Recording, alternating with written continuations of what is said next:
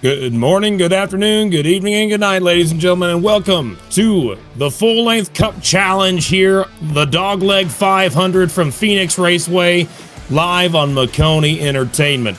My name is Kirk Mills. Today we will have our lovely producer with us here this afternoon, which is Howie Burrows, and of course, we will have Justin Prince joining us here in just a short while. His kart race is running a little bit over, so he is going to be back here shortly with us in just a few minutes. But in the meantime, full-length Cup Challenge returns to Phoenix, and last time we were here, we crowned a champion. Take a look there at your track map, just so if you're curious what it looks like, that's it. I can tell you right now, last season, we were able to crown one heck of a champion that was able to come out of here, and it's been a long time since we've been back. It feels like it's been almost a whole year. But now we're getting ready to get things underway. We have about a minute and 30 seconds before we get back going. Take a look at last race. Nolan Hodgson, surprise winner on the road course. 95 laps around COTA. He was able to get the job done. So surprising that could happen at all. And his march from the back to the front is just phenomenal to watch. As you can see, the driver standings on your screen as well. Find your favorite driver on that screen. And understand things will change as we go throughout the season. For example, 16th, Matthew David Wood, he's not racing tonight. There's more cars that might be on this list that are not here, so it will fluctuate the first few weeks of the season. Now that we're out here on the racetrack, I do want to go ahead and let you guys know about what the race is actually going to look like in terms of our our stages and how long the race is, race information. It's important for you folks to know what we got. 312 laps around this track. We got stages at lap 60 and at lap 185. Got 8 tire sets, and the right side tires on these cars wear out fast with the new 750 horsepower package. These things are absolutely burning the right sides off, and a 13x incident limit. That is a huge change compared to the last few weeks. It is really low.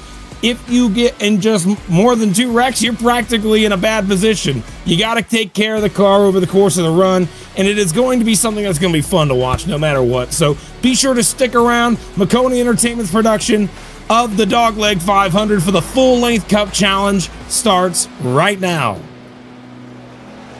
Why don't we go ahead, once we're through this warm-up session, pull up our starting lineup to show the starters for tonight's race here in Phoenix.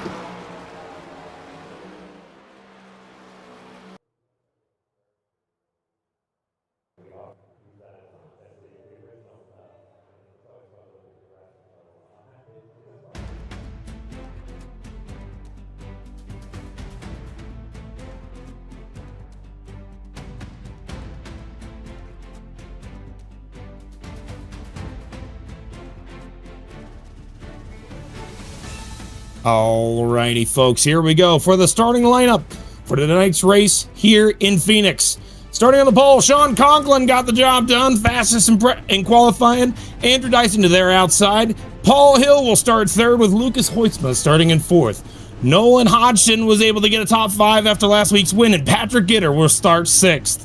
7th place will be Edward Shearer Jr., followed by Yunsun Lim, surprise second place finisher last week, starting 8th this week. Dylan Basin returns, starting 9th, and Adam Benefield, who won the Friday Night Lights series last night, starting in 10th. Raymond Root will start in 11th tonight, followed by Ralph Hutchinson in 12th.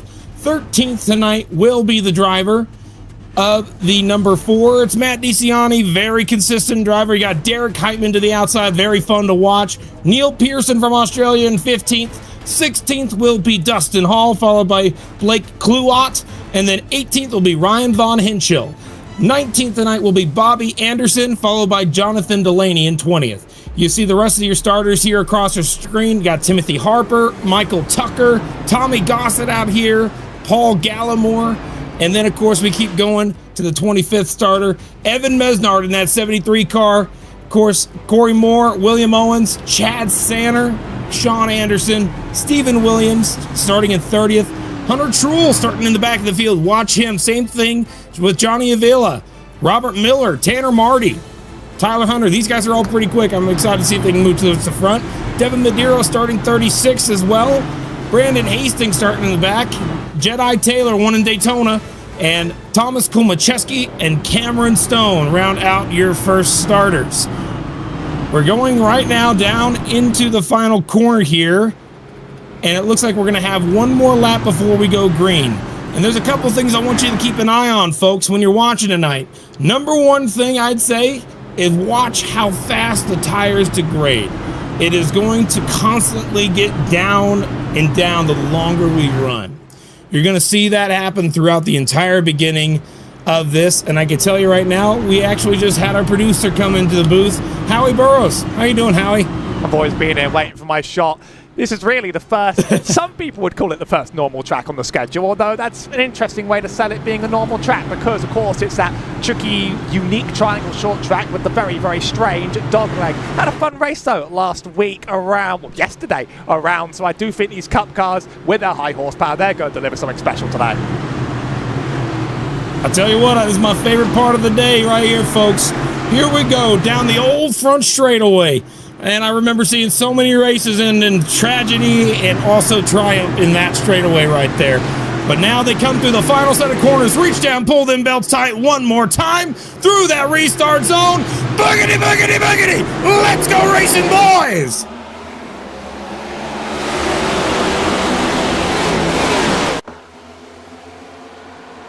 As they spread out 5-6 lanes through the Dogleg into the first left-hander here today in the Dogleg 500. You can see Sean Conklin leading this thing with Andrew Dyson right on his 6, trying to make up some ground. Side by side for third between Paul Hill and Lucas Hoytsma. Fans out wide, but I often see this race going single file after a while. It's long. 500 in the name is 500 kilometers and not 500 miles of Phoenix, indeed. It's going to be a little bit longer than yesterday, and it's quite a hard track to get a pass down to someone. You have to really work at them over some time and eventually get right underneath them when they sort of miss their turn, in much more than forcing the issue. We always see crazy stuff on the Dogleg. Worth noting on a track like this, 13x is the usual instant limit for Cup. It's pretty low on this track. Bryson Nixonbar reporting that some A races in this week have been going 13-15 caution, and he's begged the field not to repeat that. They should be better than that. Well, who knows? I can tell you right now, it is racing. You can never really hold back a racer too much. But I do want to put out there right now, the field is getting single file. Further back you go, the less side-by-side battle you see. Up until you get to the lead right here, Andrew Dyson making a move for the lead in the 41 car up front, trying to make a look to the inside. He's trying to dive it in there for Sean Conklin, and it looks like he's not going to be able to have the momentum off the exit, and he will have to slot back in and hang on to second. This was the first battle I saw, but now Adam Benefield, remember, he started in 10th. He's trying to make another move up towards 8th. He's already up one spot, passing one car, but trying to move back forward even more. You're going to see these runs develop out of nowhere, really, but over the course of the next 10 to 15 laps, you're going to start seeing that right side tire wear show its ugly head, and it's going to get pretty bad. I mean, up front, it's pretty calm, but the further back you get, like around the 12 car, Nolan Hodgson, last week's winner, he's 3 wide right now. As you're looking right there, and yeah, you see right in the back of the field, that's Gallimore. Let's see if we can't find him here. 12 car Nolan Hodgson's battling with Cameron Stone. Bumper contact right here. Yeah, these guys are racing a little hard for back in the back of the field. Currently running in 33rd. A little unorthodox. I thought that 12 car started in the top 5, but I guess had to go to the back for some reason. Perhaps, it was a penalty at the end of last week's race because he blew turn 1 and hit another car, Howie. Yeah, it was contact post-race, did cause the end of line penalty for that. Did try to appeal that, did not get overturned. One thing we saw that sort of attempted pass for the lead is that it's not really a track you want to dive it right in under someone. We saw quite a few errors at the end of yesterday's race where drivers just sent it deep in on the other one and then suddenly got surprised when they ran out of space. You have to sort of show your nose, get that space in, force the other car sometimes to move up a bit for you. But if you send it and you think, I can just go full bore into someone, that's how mistakes and disasters are going to happen around here. And of course, the Dogleg causes a lot of confusion. Got to kind of be in sync with the cars around you, know what they're doing, and play around with them, because they might take a different line right into you if you're not playing along. I can tell you right now, one thing that's on my mind I'm looking at is seeing this battle for third place starting to heat up. Lucas Hoytsma just made a move to the outside of Dyson, and he's got the preferred lane going out of this corner, but going into it, he's running a different line. He's going really wide. You don't normally see that line until later in the run, but he decided to pull it out of the hat early. Gets the job done and is able to pass Andrew Dyson no problem at all. That moves him up to second. And take a look at who's in fourth right now. We haven't seen him back in the last few weeks. Patrick Gitter showing up to try and, put his car in a good position, try to gain some points. It's been a long time since we saw him, it feels like. Hasn't really been running that much, but he decides to come back, running top 5 right now. Good to see him back. And on the other end of the spectrum, we got somebody who's not been here, but not for that much of a reason. He finished second last week. He's running 7th right now. Yunsa Lim. I mean, I did not expect to see Junsa here like that fast. He's driving the 67 car this week. He is a rookie, but he finished second last week, and I want you to keep an eye on him because it was a road course last week. That means he could drive. Now, whether or not he can do it on ovals in the long run is yet to be seen. We're going to find out here today for sure. I mean, I'm doing this at 1 a.m. from the UK, but if he's racing from Korea, then it will be a lovely 10 in the morning. A great time to do some full-length NASCAR racing. Could also be racing from the US, of course, but it's interesting seeing people outside the region come along because this is quite a late race and it goes even later.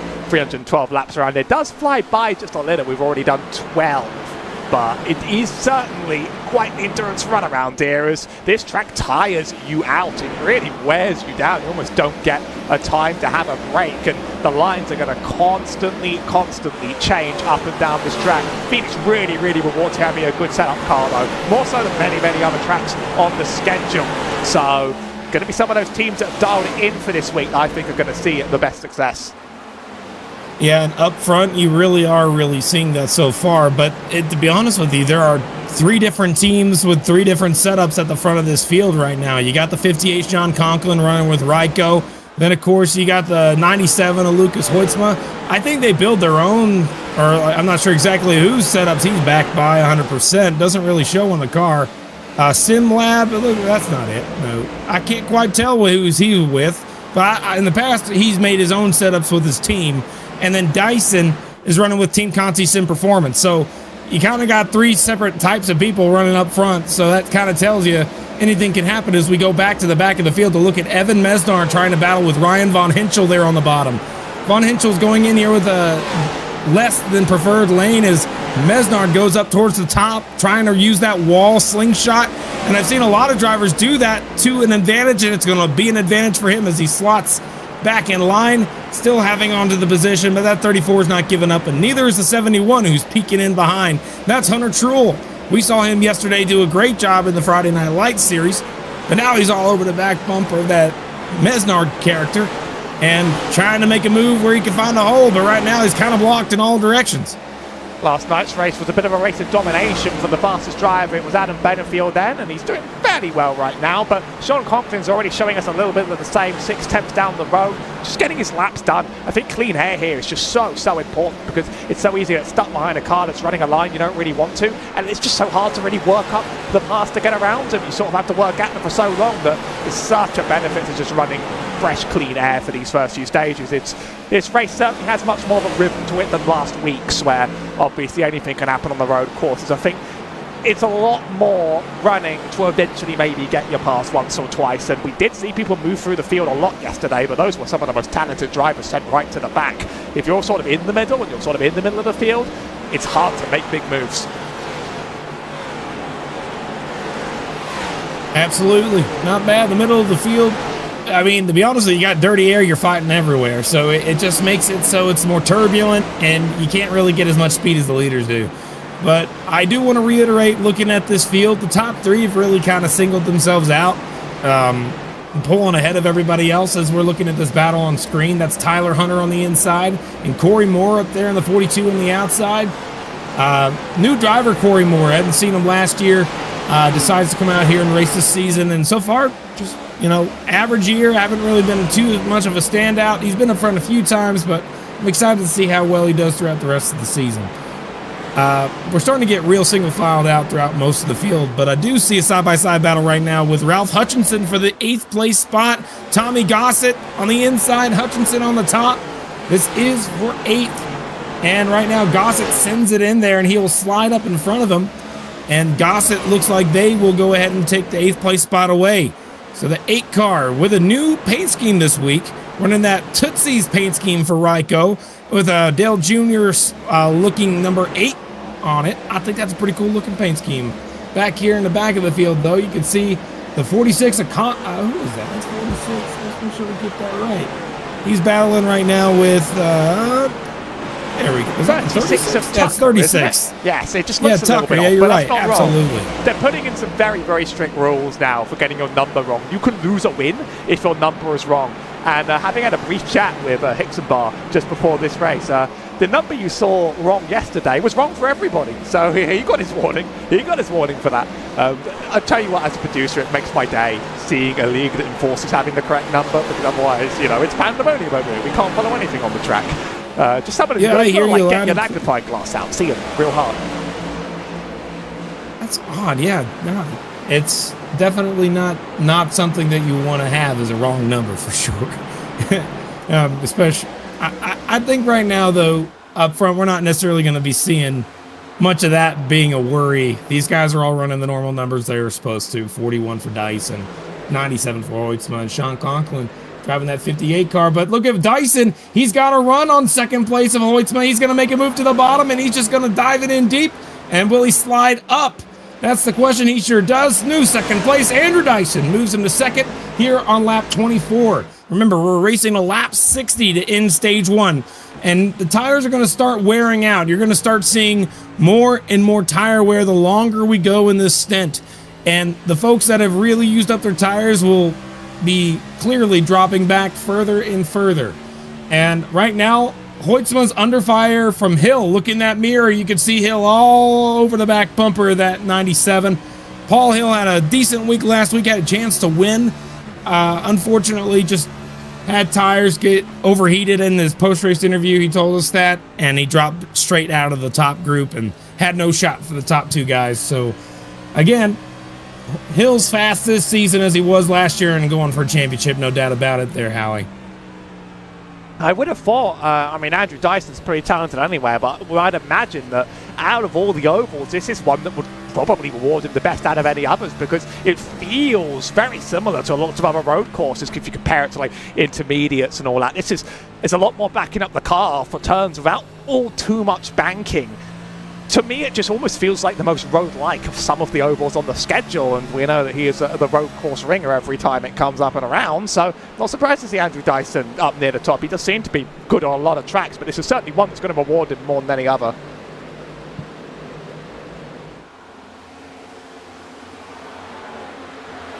I think that one thing I want to watch throughout the day, if we can, take a look at the I guess biggest mover screen. That would be really helpful. I think that I'd like to see who's actually showing some speed moving towards the front so far in the beginning stages.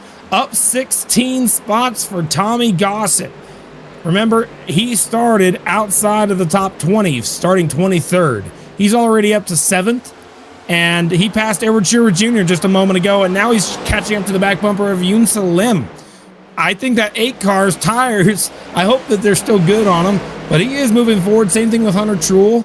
Hunter Truel, though, is back running in 18th. He started 31st, so still outside the top 20.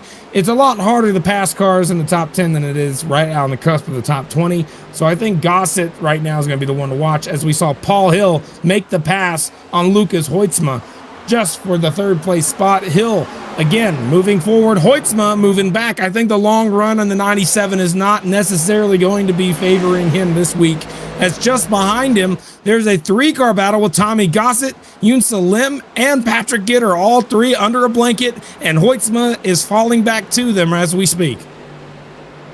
I talk about climbing up the field, and then we see Tommy Gossett just climbing from the back and moving and moving and moving. Saw a little bit of this yesterday as well, halfway through the first stage, and he's looking to try and end it in the top 5, if anything. Yoon Lim has been a very, very impressive driver, and I do expect to see more of him almost everywhere as the season goes on if he keeps up his pace here. But Gossett certainly doesn't wait for long behind someone. He's deliberately trying a high line, though. Lim is sort of stuck to Gitter on the bottom, and Gossett's just trying to stay out of that dirty air, trying to run his own lines. Here he comes down to the inside, though. Big Big run on the Dogleg. Oh, he got loose. He spun out.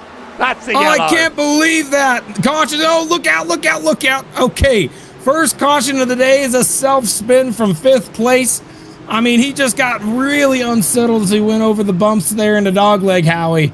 You know, that could happen to anybody, but you saw him get loose off the corner. Watch that 67 car. He goes into turns 3 and 4. He's on the bottom. He's going to have a run on the 21 right here. And that run develops. He's going to get to the back bumper, and he's going to dive down to the bottom, try to pass, unsettles the car over the bump, and spins out. Luckily, no contact from anyone else. And honestly, there is a chance that he probably didn't even get a 2X. I'm not sure if he did or didn't, but it looked close to where he possibly could have got away with that one. Does it say on your end, Howie, if he has any incident points? Do you see that anywhere? Fortunately, you don't get to know incidents unless you're the session admin, so we don't get to find out the truth until the very, very end. And they haven't quite given me the admin powers yet. Everybody diving into the pit lane, though. You get a lot of tyre sets this week, 8 of them. So if your right sides are going to be shredded, you might as well just take them on every single lap you can imagine here. Yeah, but there's a problem we got to talk about. I talked to one of the drivers before. I'll keep him anonymous. But they told us that there will be drivers who take 2 tires when they come down pit road. And some folks will only take right sides because of how much they wear compared to the lefts. So keep in mind of that as they all come down to their pit stalls. One driver stays out. Derek Heitman stays out on the racetrack. No one else does. As the rest of the field continues to get their service done. Looks like I see folks doing the 4-tire set, except Ralph Hutchinson. He takes 2. And maybe more. Nope, he's the only one to take 2. Everybody else took 4. So 1 car stayed out. That is Heitman. 1 car took 2, Ralph Hutchinson. And everybody else decides to come down and take 4 tires and make some adjustments on their car here on lap 33 of 312. And I think right now is probably going to be a good time to see if we can't speak with somebody and see how they're doing. Why not we talk to Paul Hill? I think it's been a minute since I've heard from Paul. Paul Hill, is Kirk Mills in the booth? Got a copy? Yes, sir. What's going on? Hey, Paul. Hey, I just got to say, I saw you make that pass on Hoytsman. Nice stuff. Got to tell you, how's your car feeling in the long run today? Hopefully good. You know, that's been the focus this year, and hopefully we can keep the tires on the car. We got a couple long runs later in the race, so we put a lot of emphasis on that this week. All right. Well, I got to ask you, Paul, before I let you go, I know you got to get doubled up for the restart. Anybody you want to shout out before we let you go? Yeah, Joe and Bigfoot Chassis Collective, all the guys over there, Garcia, Chad Sanner, all the guys that put in the work week in and week out to help us out and make this car fast. So I want to shout them out, and yeah, hopefully we can keep it up front all night. All right, Boogie. Appreciate you, man. Thanks for talking with us. Yes, sir. All right. That, again, was Paul Hill coming up to join us there, Howie. Always like hearing a quick word from the driver just to see how he's feeling. He obviously had a good start there, but now we got a new situation up front. That 76, Derek Heitman, is in a position where he's going to go no tires, but he's not alone. To his outside, that 19, Ralph Hutchinson's on 2 tires. How is that going to go for this restart? Who knows? Here we go on the restart. Clean air means a lot. We're back underway. 76, great jump off the grid. And now here they go through the dog leg. And this is where you can gain a lot of positions by going straight to the bottom of the racetrack. Into turns 1 and 2 for the first time. 76 cannot hold it. 80, the 58 at Conklin just goes straight on through with Dyson. No doubt about it.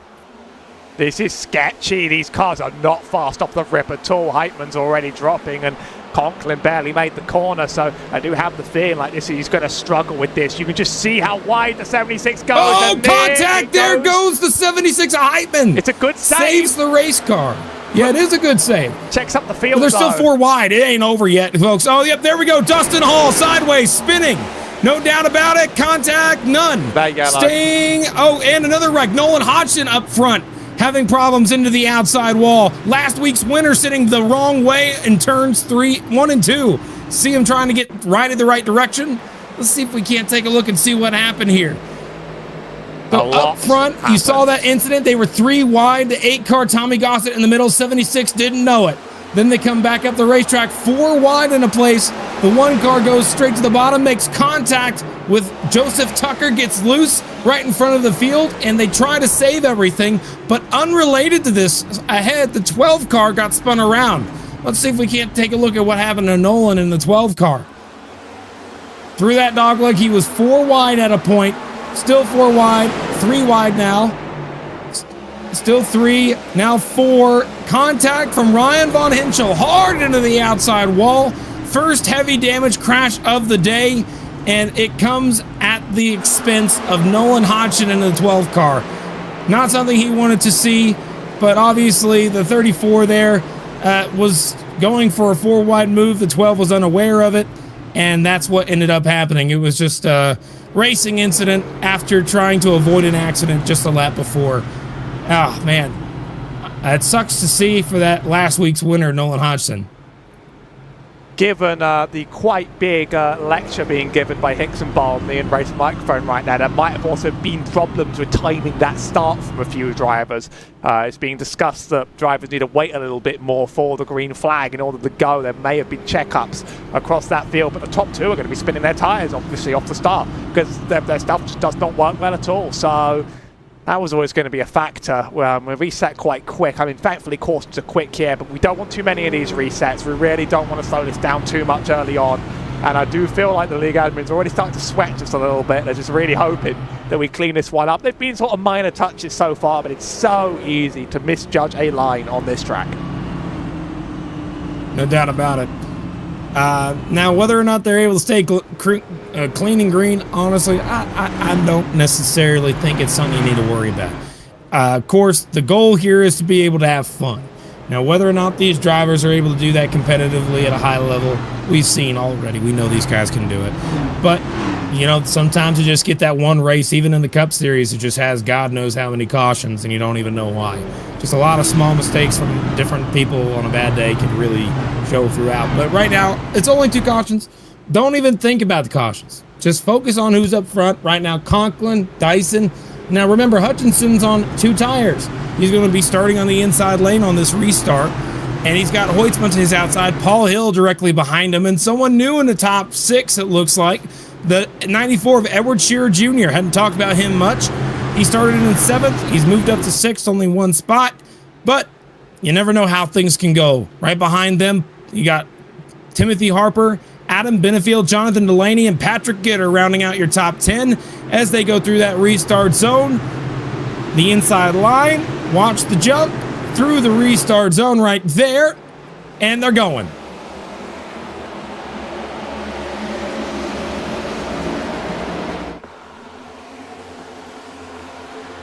Was jumping off the bottom of the Dogleg there. It's much better launch for Sean Conklin. This time he's able to actually clear a lot of this pack and get himself moving. Wonder if that will end up coming back to him in time, but we have actually made it through the first lap, almost 3 wide in the back. That's Jushin Lim in the 67 car, trying to cut it down to the bottom, 3 across. The 5 is able to clear in time, so it's 2 wide now, but it's all happening everywhere down there on that Dogleg, and there is the 90s. There goes Hoytsma in front of the field. Ralph Hutchinson involved. Big crash. I see a bunch of cars crashing one after the other just in the back of the pack. And just like that, we have our 3rd caution in a row. Caution is most certainly out. It might not show on your screen, but it is out. We're going to take a look and see what caused that 97 to go for a spin. He was running in 3rd place at the time of the caution. He was all over the back bumper of Dyson, made a move to the top. Take a look right here. You're going to see him go into the corner. He's on the outside. He's going to arc it down to the bottom. He's going to try and carry momentum off the top side. He gets to the back bumper. 41 goes down, blocks him. He has to try a different line. Contact sends him up into the wall, makes contact with Ralph Hutchinson, who then clips Patrick Gitter, and Matt DeCiani's involved. A few more cars get contact, but yes, that will most certainly bring out a 3rd caution. And it's not a mistake necessarily. It's just the car gets really, really loose when you touch another car coming off the banking. He was already loose, and he overcorrected into the outside wall. And when that happened, the 19 came up on him. And I'm looking at the other cars that were involved. 21, the 36 of Joseph Tucker. 71, 2 weeks in a row where he got involved in a wreck that wasn't of his doing. That's Hunter Truel. And you're riding on board with him now. You'll see over the transition, just got loose, turned right, and there's Hutchinson and the rest. I don't think he touches him at all. I think he genuinely just gets dirty air on the transition when he's already loose. There's no contact with the car ahead whatsoever. Yep. and yeah, you're absolutely it's just right. down and around from that. I mean, welcome to the NASCAR Next Gen. Hope you're all having fun. Oh, I'm having a blast. I mean, seeing that, we know 97 won the championship last year. Lucas Hoytsma is a champion in the full-length Cup Challenge. It just shows that anyone can make a mistake on this track with this car and this package.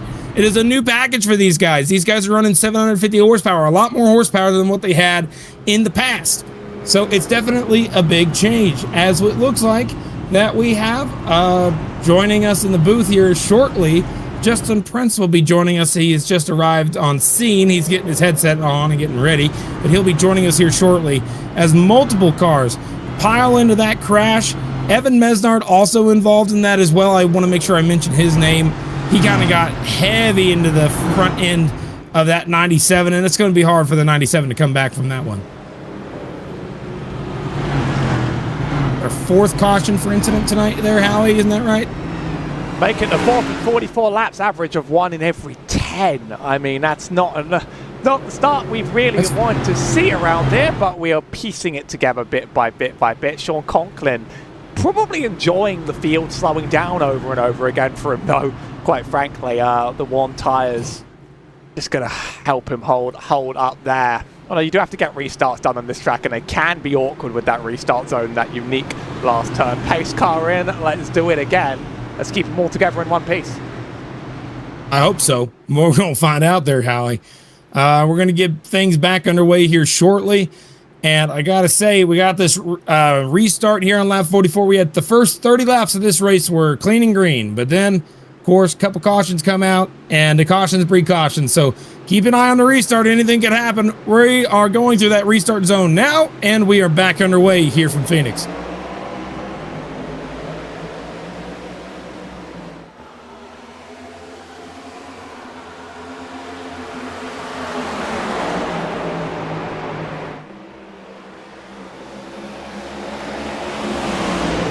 Just different lines throughout the entire field. Oh my goodness gracious, almost a wreck in the back of the pack. They hang on to it. Oh, maybe not. Good Lord, they're all over the place. And I think right now we have Justin Prince joining us in the booth. Justin, good to have you back. How's karting? Always been busy, to say the very least. Some of the drivers we follow along with in these series actually a part of those as we get ready to sort things out, as right now Conklin controlling things here in FLCC. Good to have you back here, Justin. I got to say, it's been a minute, and I got to tell you that it looks like that up front, again, this field is starting to get single filed out, and you got some of the same characters after that 97 was removed from the show. He's still in here, but he's just not up towards the front. Conklin, Dyson, and Hill, your top three, with Timothy Harper. Look at him in that 23 car. Showing up here to fourth place. And of course, you got Delaney right behind him. This top five is starting to look like it's a normal week, but I still am very surprised with Timothy Harper, as we still got some crazy battling in the back of the field right now. Yeah, that's the nature of Phoenix, remember, when it comes to these races, is how difficult it's being for some drivers to be able to make passes. Dirty air, a big talking point, Kirk, as well, when it comes to NASCAR and the Cup Series here. If you want to contend, you have to find a way to use the higher groups, it almost feels like, would you say? You know, I think that's the only way you're going to be able to, there's two real lines you could run here. Early run, a lot of folks like to stick to that bottom, but the longer the run goes, some folks like to go up right up by the wall and then arc it down and then carry the momentum on the exit when they're trying to make passes. That necessarily is not something that I think we'll see too much of as early. Again, we're racing a lap 60 here in the Dogleg 500 to try and get to the first stage in, and these points are really going to matter for these folks. You're right now looking at a battle between Neil Pearson and Tyler Hunter there. You got William Owens and also Devin Medeiros all in the same little section with also a big mover, Brandon Hastings in the 81 moving forward. These guys are trying to get to that top 10, which right now is being held on to by Cameron Stone, currently battling with Corey Moore for 9th. So this is the spot they're trying to get to by lap 60 so they can get some points for the end of the season. No, that's going to be very helpful. Whoa! Loose! Sorry, car just almost spun out there on the exit of the corner. Raymond Root in the 51 car got really loose, saved the race car going off of turn number 2. Take a look at this here, Justin. And we'll see what happened here on this. Root making a part-time schedule on the appearance here tonight. Just got a little bit too low going out of turn 3, or turn 2, should say. Saved the dang thing, though. That was a good save out of the 51 of Raymond Root. Man, car control. But up front, take a look here. Delaney making a move for third, puts a 26 almost into the wall there. I think he might have scratched it a little bit, but 6-car Delaney makes his spot up to third now. He was able to get by Timothy Harper and Paul Hill in the last couple laps, as it looks like Harper is dropping back right now under fire from Yunsa Lim, who is making his second start of his career in the full-length Cup Challenge. He finished second last week, and now he is running inside the top 10, and he's going to be fast all year if he's able to keep this up. It looks like it was not a fluke finishing second last week. Lim is a driver when it comes to the EPI camp to keep an eye on. High I rating, not even at 18 years old yet, mind you. He's happy about that performance on social medias. But we know Harper also, amongst those we know can be pretty quick in these types of races, was contending for wins in Moonshiners recently, this past Wednesday night, amongst those as well, looking fast. Look at some of those argy-barginess though. You see the cut underneath, setting things up on the inside as a result is Avila. Von Henschel really not afraid to squeeze up Taylor there. Yeah, you're absolutely right. Avila really did shove it down in there and try to make it stick, and it worked out for him right there. I tell you right now, it's one of those races that makes me a little bit sad. I can tell you right now, we got 2 drivers already out of this race, Lucas Hoysma and Robert Miller, both drivers who are pretty dang quick, both out of the race early.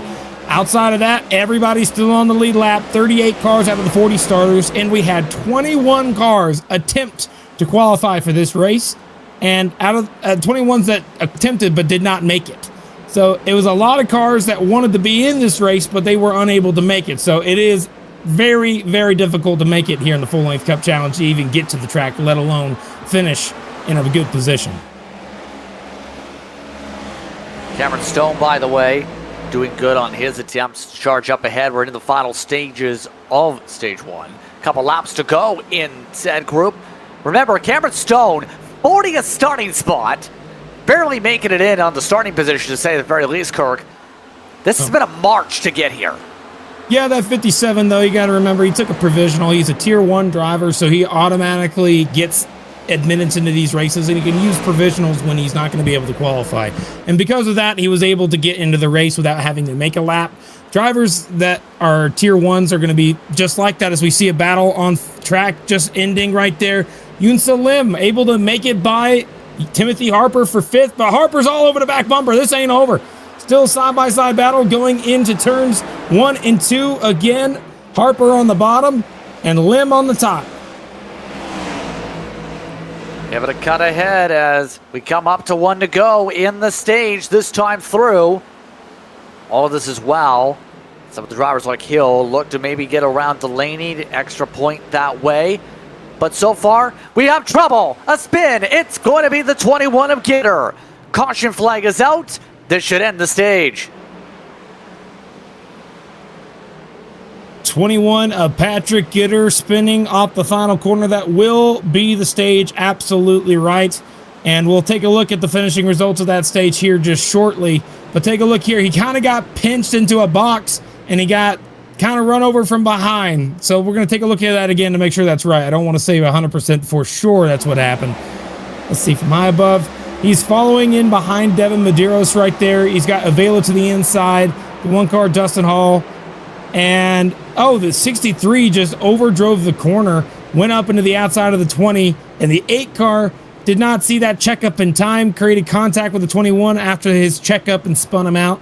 And that will certainly bring out the stage yellow, as we got our results for the stage coming up there on the screen here shortly. Did see Gitter also get loose right before the contact also, some would say. So they'll come down pit road. Here's a look at it. Sean Conklin from the pole up front. Dyson second. Delaney from 20th to third. Hill, Lim, Harper, Stone, Schurer Jr., Hunter, Bobby Anderson were the top 10. See amongst those drivers as they all see pit road service as to be expected here over the course of this one to set things up to begin stage 2. Tires are so critical at Phoenix, you have to say. It's not the type of racetrack where you can gamble on strategy like, say, at Bristol if you have even a short 20-lap run. Yeah, actually, I'll be honest with you, Justin. I talked to a couple of drivers, and we saw earlier in the last run, the 19 car gambled with 2 tires, and so do these guys. Take a look at that. Maybe not Gossett, most certainly. Delaney is able to get by, and now these two are going to be trying to get to the front using an alternate strategy. Again, it's mostly because these right side tires with the 750 horsepower, they wear out so dang fast. So if you come down and just get 2 right sides, and it's early enough in a run, you most certainly might have a chance to be able to jump a few guys who take 4. And it's something I heard from one of the drivers who did it in the last restart. So I think it's going to happen only at the stages. I don't expect that towards the end of the race, but I think maybe at the stages trying to save some tire might just take 2, or trying to get track position might just take 2. So the field will now group up behind the quick stop for Gossett. Keep buying. I believe Gossett might have been one of those who may have pitted on the last caution, hence maybe the gamble. It's a fuel only in the situation for Gossett. Here's the thing. This is a long stage to go even on the offset of tires there on that conversation point. 185 is the end of stage 2. He's got Delaney, who's able to jump ahead of Conklin with the run out of the pit boxes. What's your top 3 here, Kirk, as this field will make the run to the restart zone? I think he's just got to, I think he's trying to save an extra set for the end of the race. Maybe that's what he's trying to do. Obviously, it's going to get him the track position. He was fast going into here. He did not have the best of starting positions, but he has been on the march to the front. We've seen it all day long. Now that he's got the clean air, older tires, we'll see if he's able to hang on to it. Again, he's running with a camp, Ryko camp, that has been leading this race all day. So who knows, that setup might help him out a lot as we get back underway, and that green flag is back out, and Gossett and Conklin move to the top 2 spots. Good start for Gossett, but Conklin, the better one, already to the lead.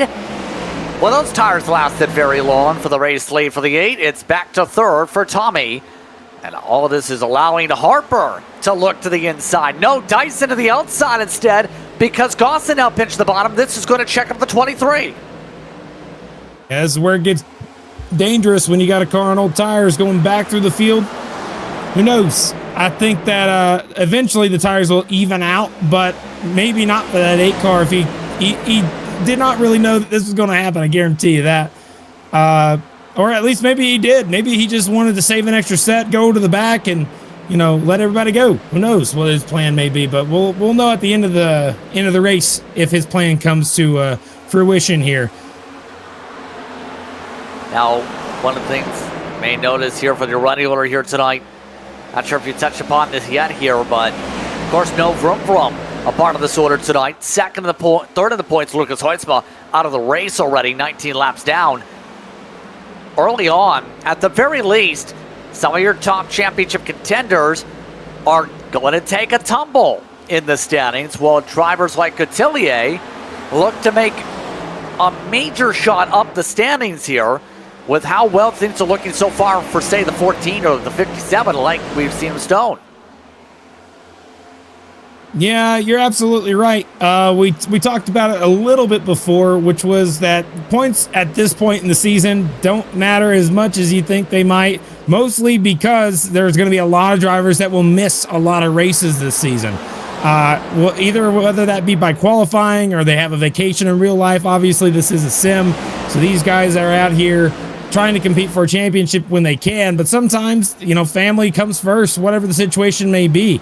And because of that, points are going to be important, but they won't really start showing as much early on in the season as we will see later on. We also don't have another driver who's here as well, because they were DQ'd in last week's race. Well, not DQ'd, but, given a penalty, 1 race suspension. Alex Murray. He was supposed to be here, 1 week suspension after the contact. Yep, the intent wrecked the person we're looking at right there in the 67, a Yunsen Lim. At least that's what the race control deemed after the fact. And also, not to mention, another driver that's out, Matthew David Wood, has had a great beginning of his career season here in the FLCC, but he's not here either. So a lot of big names who I expect to see here aren't at this time. And they are 3 wide still in the back of the field right now. Von Henschel in the 76 have kind of been going at it right now in the back of this field. I'm seeing the 76 and the 34 kind of rubbing doors on each other the last few laps. A little interesting to watch, but that 34 is putting his nose in places that are a little crazy alongside Paul Hill, who was up front earlier, but now has dropped back in the back of the field after a pit cycle. Owen Hill just got leaned on. Von Henschel got into the fender. Tappers flaring over the radio as the Bigfoot machine loses a couple spots. Might have been some air in between also. But look up front. It's Daiso looking to get a little bit of Sliso. And they have a lap car in Dylan Basin, who pit under green after the restart. 3 laps down looking for a lap back. Yeah, and they're teammates right there, actually, when you look at that. Now, Dyson's going to be able to take advantage of this. If he's able to get a good run on Conklin, he's going to take it. He's taking a higher lane. We saw him make this move on Hoytsma earlier where he took that high lane. It gave him a bit of a run through this dogleg, and he's going to have that same run as he goes down into turn number 1. And he's going to take a wide lane up into the outside wall even, trying to get a wide arc. He's going to try and carry as much momentum as he can on the exit there, down the old front stretch, and into the final corner right now. He's just not able to make up that ground. If any, it's marginal gains. Yeah, that could have been almost an exploit almost with the way he handled the run in 1 and 2. Keep in mind, Daiso in for Team Conti this season. His fellow set up mates from last year. Doing well in front still for the race lead. And we know Andrew Dyson, very stout competitor. So far, very quiet, you could argue, starts of the season. 14th of standings, but obviously with last time out, that point standings seen him shuffle to 14th. Despite missing a race on the season, it was 15th, though, at Coda, instead of the expected win, as a lot of people would have put him in stone before the season. Yeah, he had a race that I thought he was going to win, no doubt about it. He won the Friday Night Lights Series. He won every single road race at last season. I mean, there was no reason why that 41 of Dyson wouldn't win. It turns out he had a little bit of contact on the front end of the nose from a racing incident, and unfortunately, that is what eventually it was his downfall, I think, in the long run. That nose damage really did hinder him quite severely, and that's why he wasn't able to be up there at the front last week. And we saw a new winner for the first time in over a year, at least on a road course. The further we go into this run, I do want to mention, I'm starting to see little pockets of cars that are driving really, really hard, and then pockets of cars that are just trying to relax or save their tires. And we're looking at one of those pockets right now. Tyler Hunter has been trying to march his way to the front ever since the restart, running the bottom. Nolan Hodgson's been trying to recover from his spin that he had after contact a handful of laps ago. And he's still out there running in 13th, trying to pass Tyler Hunter. It looks like he will, and he's just on his march back up to the top 5. Able to get the pass done that time to be able to pick himself up to that position indeed. And he will have to deal with someone who's having a decent start to this race, or right now position at least.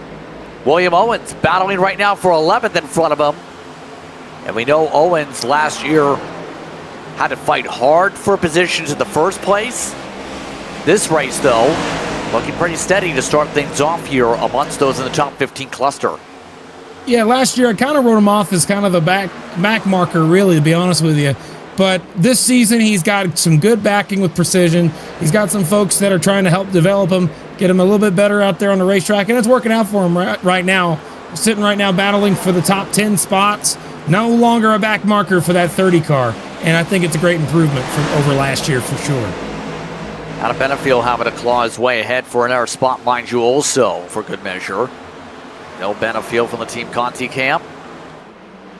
Been also pretty solid in these short track races. We've seen him do pretty well last year at Martinsville, to say the very least. At the chance to make it to the championship 4. Has some of the teammates right around him also. Benefield at this point communicating about some of the give and take that he's been seeing so far from his fellow competitors. A little bit of good camaraderie on the radio, I will say, with a couple of these competitors just having fun with the pattern of this rhythm. You got it, having fun. That's the number one priority for most of these guys. It isn't going for, like, you know, some of these guys might be racing for the Coke Series one of these days. They already were trying to compete for a few of them. But then again, you got guys out here just trying to have a good time. We talked to Sean Conklin after he ended up getting a good finish.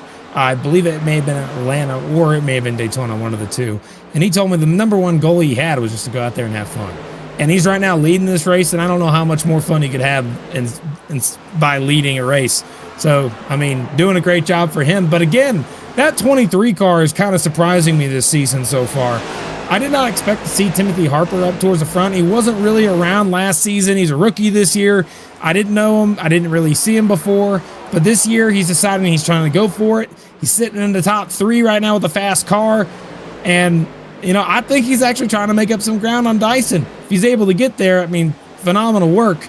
But you were mentioning about Benefield right now, as it looks like he's making a pass right now on Yunson Lim. He's trying to make a pass. Yep, right here. No, that's Blake Kluot, I should say. Trying to make a move to the bottom. They were side by side for position. And I talked to Benefield after his win here last night. He won in Friday Night Lights. He hates this place. He despises Phoenix. He thinks it should be turned into a bass pond. And I honestly agree with him, but that's beyond the point. He won the race yesterday. He has the right to say that. And, you know, I think that 83 car is in a much different position than he was last night. He led almost every lap yesterday, but tonight, absolutely just running top 10 speed. Have not seen him crack the top 5 yet today, but who knows? Maybe he's saving a little something in the tank, trying to wait for the end of the race to make the move. As again, remember, folks, we're trying to make it to lap number 185. We got a ways to go before the end of stage 2. Yes, and right now you have to remember these fuel runs over the course of this race here could go upwards 90 plus laps. Hold on. Adam Benefield just indicated on the radio, thunderstorms in area. Let me know if there's a technical issue, and I will let you go. So there may be an issue for a couple of competitors. I know snow was a talking point in the discussions before today's race also. Seems like a lot of folks just, you know, being around thunderstorms really does affect your internet connection. So it's essentially like saying you have a vibration in the car is the best way I like to put it, Justin. Because obviously you can't feel no vibration unless, of course, you got a motion ring. And even then, it's not going to be for a reason with the car unless you wrecked it already. But what you can just do is you get attribute these real life, you know, scenarios where, like, for example, a wheel could disconnect. I always say a wheel disconnect is the same thing as a tire blowing out. That could absolutely happen. And then, of course, you got weather out there in real life that could affect your internet connection. Absolutely could affect you here as well. And I think that would be more of like a vibration in your car and then possibly an engine failure coming out of nowhere. So, you know, you got these real life instances that can take you out. Blown tire, blown engine. But then again, in the sim, you got these real life situations that can simulate those types of situations. So, on edge for the 83 team. And right now, as they sort things out, keep in mind with the one stopper expected over the course of the stage, these drivers are going to have a lot of plotting and planning over the course of this 312 lap total race as they go. Looking at some of the drivers who have charged up since around the 40 lap-ish mark, by the way. Benefield plus 16 since that point, plus 13 Hall over that point. Nolan Hodgson up 19 since that point. I want some of the drivers who have been able to charge. Everture Jr., first pit strategy, one of the drivers who have plummeted for the order. Bobby Anderson. This is the true test, I think, for him and his team here for the entire time, because we talked about the momentum when it comes to Black Flag, especially with the wins they picked up to start off the season at Daytona with Jason Taylor. This is the true test. If their cars are going to be able to contend for a team championship. Mind you, to start off the team fight so far here, Kirk. Looking at those standings coming into tonight. they were amongst those in the top 3. They were only 10 points off Team Conti to start the season on points.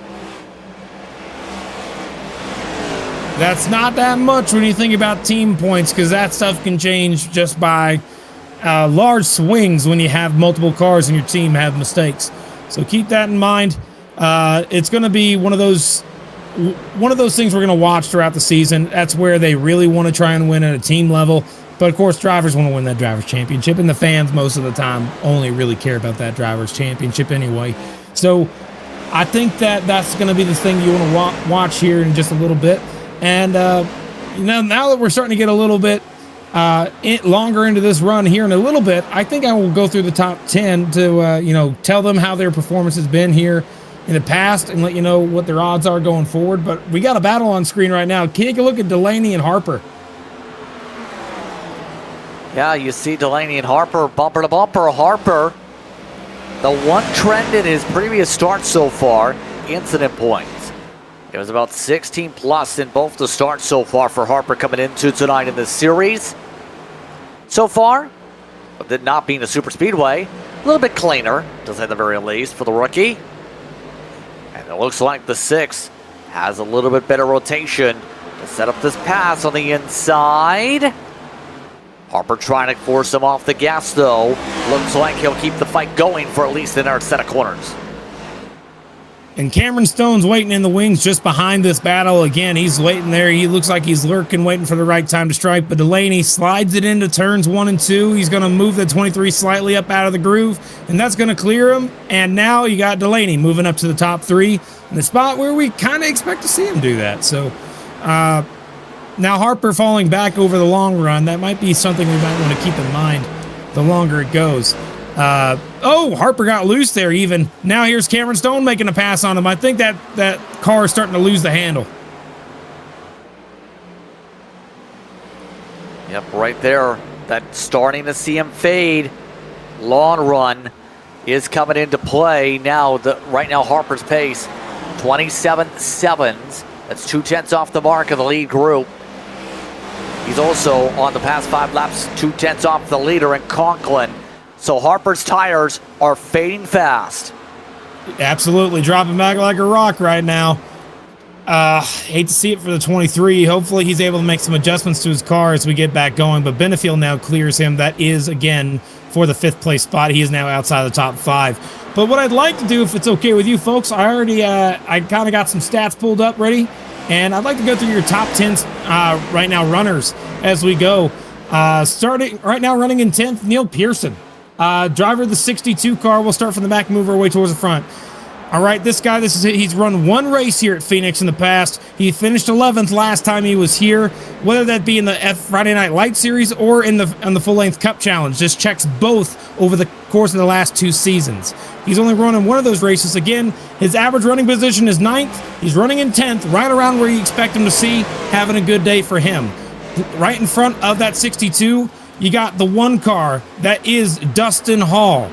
Now, Dustin Hall's kind of an interesting position. His average start, he has 2 starts here. He normally is back in 14th on his average start, but his average finish is 24th. He's already spun out once earlier in this race today, but he had a couple incidents that were the reasons for that. Over the course of his 2 starts, he has about 12x total, meaning he averages about 6x per race. And I can tell you right now, seeing him in an average running position of 19th, this is definitely an improvement for the 1 car, Dustin Hall. Love seeing it. As we go up yet another spot, Blake Kluwat, this car in the number 14 car. He started in 2 starts as well. His average start is 9th, but his average finish is even worse. He's right there at 22nd. And it's been a while since he's been up towards the front, but Kluwat's average running position is 8th. He just hasn't had the finishes to show it. So he's fast. He just hasn't been able to get to the finish. And I think now with 2 starts, 3rd time's a charm, he might be able to get a good finish today. As we go up yet another spot, take a look up here. Up next, you got driver of Yunsa Lim. He has never run in this race before. He has never run at Phoenix in the full-length Cup Challenge in any capacity. This is his first start here, so it's going to be important to see. Obviously, he's fast. He finished 2nd last week, and that's all we really know about him. We're going to learn more as we go, continue to go, as We got to stop for Tommy Gossett. We're going to pause for a second and talk about Tommy. He's on pit road right now. Remember, he stayed out, took only gas. Now he's coming down for fuel and tires. He's pitting from the back 30s. He's going to have to come back from that mistake there. Continuing forward, Timothy Harper. One of those drivers that also has not started in this series before. Never made a start at Phoenix. He is out there, and he's trying to hang on to position, but he's falling back. And hopefully he's going to be able to make some adjustments to that car to make it run a little bit better. Up next, Cameron Stone. Cameron Stone right there in that number, let's see if we can't get him on the screen, 57 car. Driving that Zen car. We see him all the time. However, he only ran one race all year in the last year in both series on Phoenix. And he started that one start, he finished in 10th. Obviously an improvement if he's able to pull this out. He's in 5th right now. Good shot to be able to do that. And obviously he's a great driver. We'll see if he's able to do that, as Harper most likely is going to get passed behind him. But moving forward again, Adam Benefield in the 83. I mean, what can I say about this guy I haven't said before? 3 starts. His average running position is 4th. He's always in a good spot. And guess what? That's where he is. He's running 4th, exactly where he's expected to be according to his statistics at Phoenix. And I can tell you right now, too, his average finish suffers. His average finish is 19th. So he's been wrecked out towards the end of these races in the past, and I'm sure he'd like to change that. Again, 3 starts total for Adam, running in the top 4. Happy to see that as well. Jonathan Delaney. He has 2 starts at Phoenix in the last year, and out of those finishes, his average finish is 1.5. He's either won or finished in 2nd in both of his races. So Delaney, car to beat, car to watch all day, no doubt about it. And then finally, you get up to the top 2. Andrew Dyson, of course, he has 2 starts. Average finish is 4th. He's a guy who's going to be fast no matter what, and the average runs in 2nd here. He hasn't really been towards the front that much tonight, reinforcing that fact. But he's a driver who's just going to try and maintain. As finally you got to the top spot, Conklin, never run in the FLCC, but he is dominating tonight in this race. As you see Tommy Gossett, who came down pit road a little bit ago, getting a lap back. And now I do want to bring a camera back to Timothy Harper. He has fallen back. He lost a spot to Kluwat, and now he's under fire from Dustin Hall for position. Again, that's all of your top 10 running in order at this time. Interesting storylines for all of them here, as this is turned into, for a lot of these drivers, a little bit of a calm sense of stay in the pattern. You'll have to maintain when it comes to your tempo right now as we go. One of the drivers, remember, who got spun around in one of the early caution periods, Patrick Gitter. One of the drivers not in the top 10, obviously, in this case. All right, back to 13th. Hasn't missed a beat. Does Thomas Komacheski, for whatever reason, just pit? Yeah, good point you brought that up, because not just him, the 12 car, Nolan Hodgson, nosed it into the outside wall in turn 2, and he's running in 10th. Recovery is super easy in these cars, because I have always called them, they are tanks. If you fix the car and you get damage just in the right spot, it doesn't do much to the car. You can come back from that, absolutely. And he's trying to get to the back bumper, Dustin Hall, right now. Again, Nolan Hodgson in the 12 moving forward. But you're right, that 21 of Patrick Gitter, I think he's one of those guys that's going to have to, methodically plan his way to the front. It's going to be a while before we see him up there, but it'll take time. And Cameron Stone, man, what a night. He started dead last all the way up to 5th. Phenomenal start for his day. And hopefully he's going to be able to continue that. I'd like to see what he looks like in clean air. If he's in clean air and he's able to make passes, I mean, that'd be pretty cool to watch. Does have a top 10 on the board this season in his 2 starts on the season. Mind you, the top 10 was actually a COTA road course race for a driver who we've seen pop up, been on the super speedways, more so on the short tracks. And there's a reason he's doing well. As you see, all those stints are at the 50, up to 50, should say. By about 40 laps from now, should see a lot of pit stops. We're seeing Paul Gallimore, one of the BMP cars, happen to come down. He had damage, and Timothy Harper crashes inside wall with Dustin Hall. Oh no, front end damage, heavy front end damage for the 23 car, and that will bring out a caution. And who does that benefit the most? I mean, I think Paul Gallimore may have gotten lapped, but he got lucky. He was able to get to pit road when he did. Whether or not he's lapped is going to be interesting. But right here, Dustin Hall on the bottom. Yeah, it was not the 23's fault at all. Dustin just came up. He was against the wall. He gave him as much room as he could possibly give him. But that 23 making his first start at Phoenix in the Friday night in the Full Length Cup Challenge or the Friday Night Lights Series just made contact with Dustin Hall, getting up into his side quarter panel. Watch this. Bang. Yeah, again. Go ahead. I was about to say small window, small error, big contact.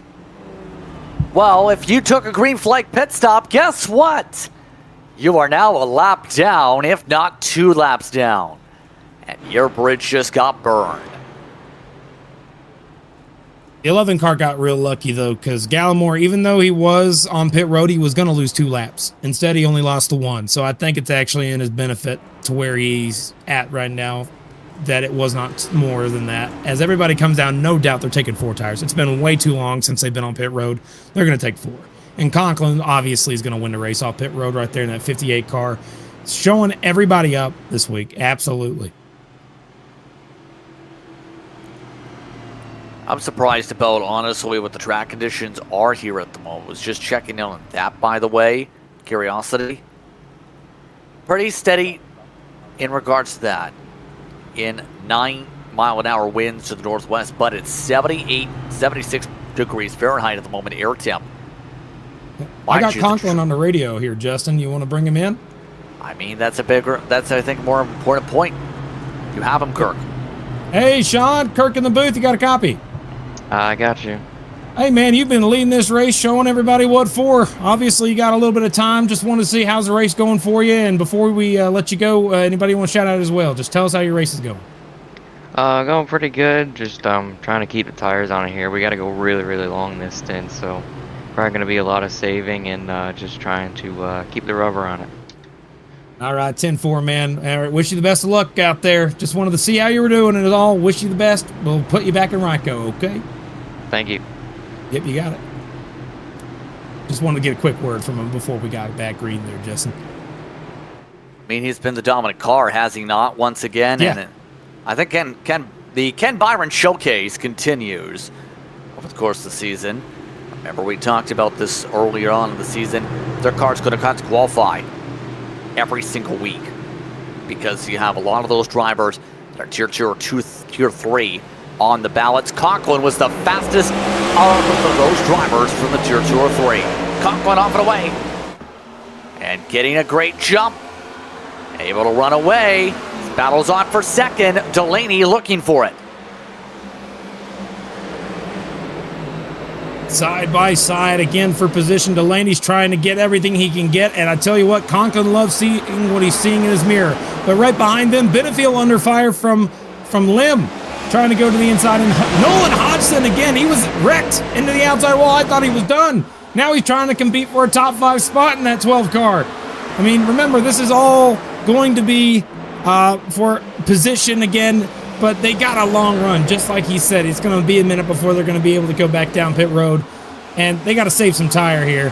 But I'm not seeing much saving right now. I think they're trying to get all they can get on the restart. I mean, do you blame them? We've seen how difficult it's been to pass. Get her. Look at that, is already up inside the top 6. Stone looking to the inside of the EPI car. 2 wrecked cars just past that entire group right there. You see Gitter and Nolan. Just like that moving forward, and now they're going to be under fire trying to get the Benefield's back bumper, who's dealing with some weather conditions. I do also want to mention Timothy Harper is now going down pit road. He's going to lose a lap. Something's going on with that 23, and unfortunately he was running top 5, but his first Phoenix start does not look like it's going to be a good one, unfortunately. I do also want to give you an update that I see that Lucas Hoytsma has come back out on the racetrack 28 laps down, but he is at the back of the field right now, and so he's back out on the racetrack trying to get any amount of points he can get, and that wreck probably might help him a little bit, to be honest with you. It's going to require a lot of caution flags to be able to get that, though, for Lucas Hoytsma's case. Never say never.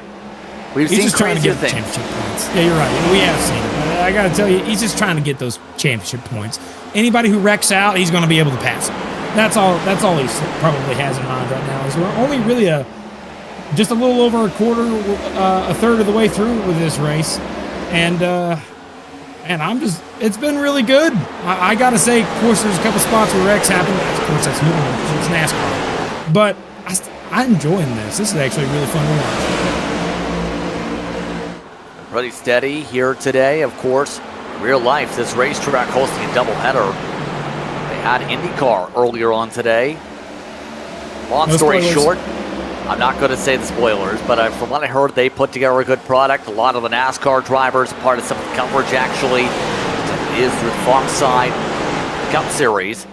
Of course, on the history side, Tyler Reddick trying to be the driver to win 4 in a row for the first time since 2007.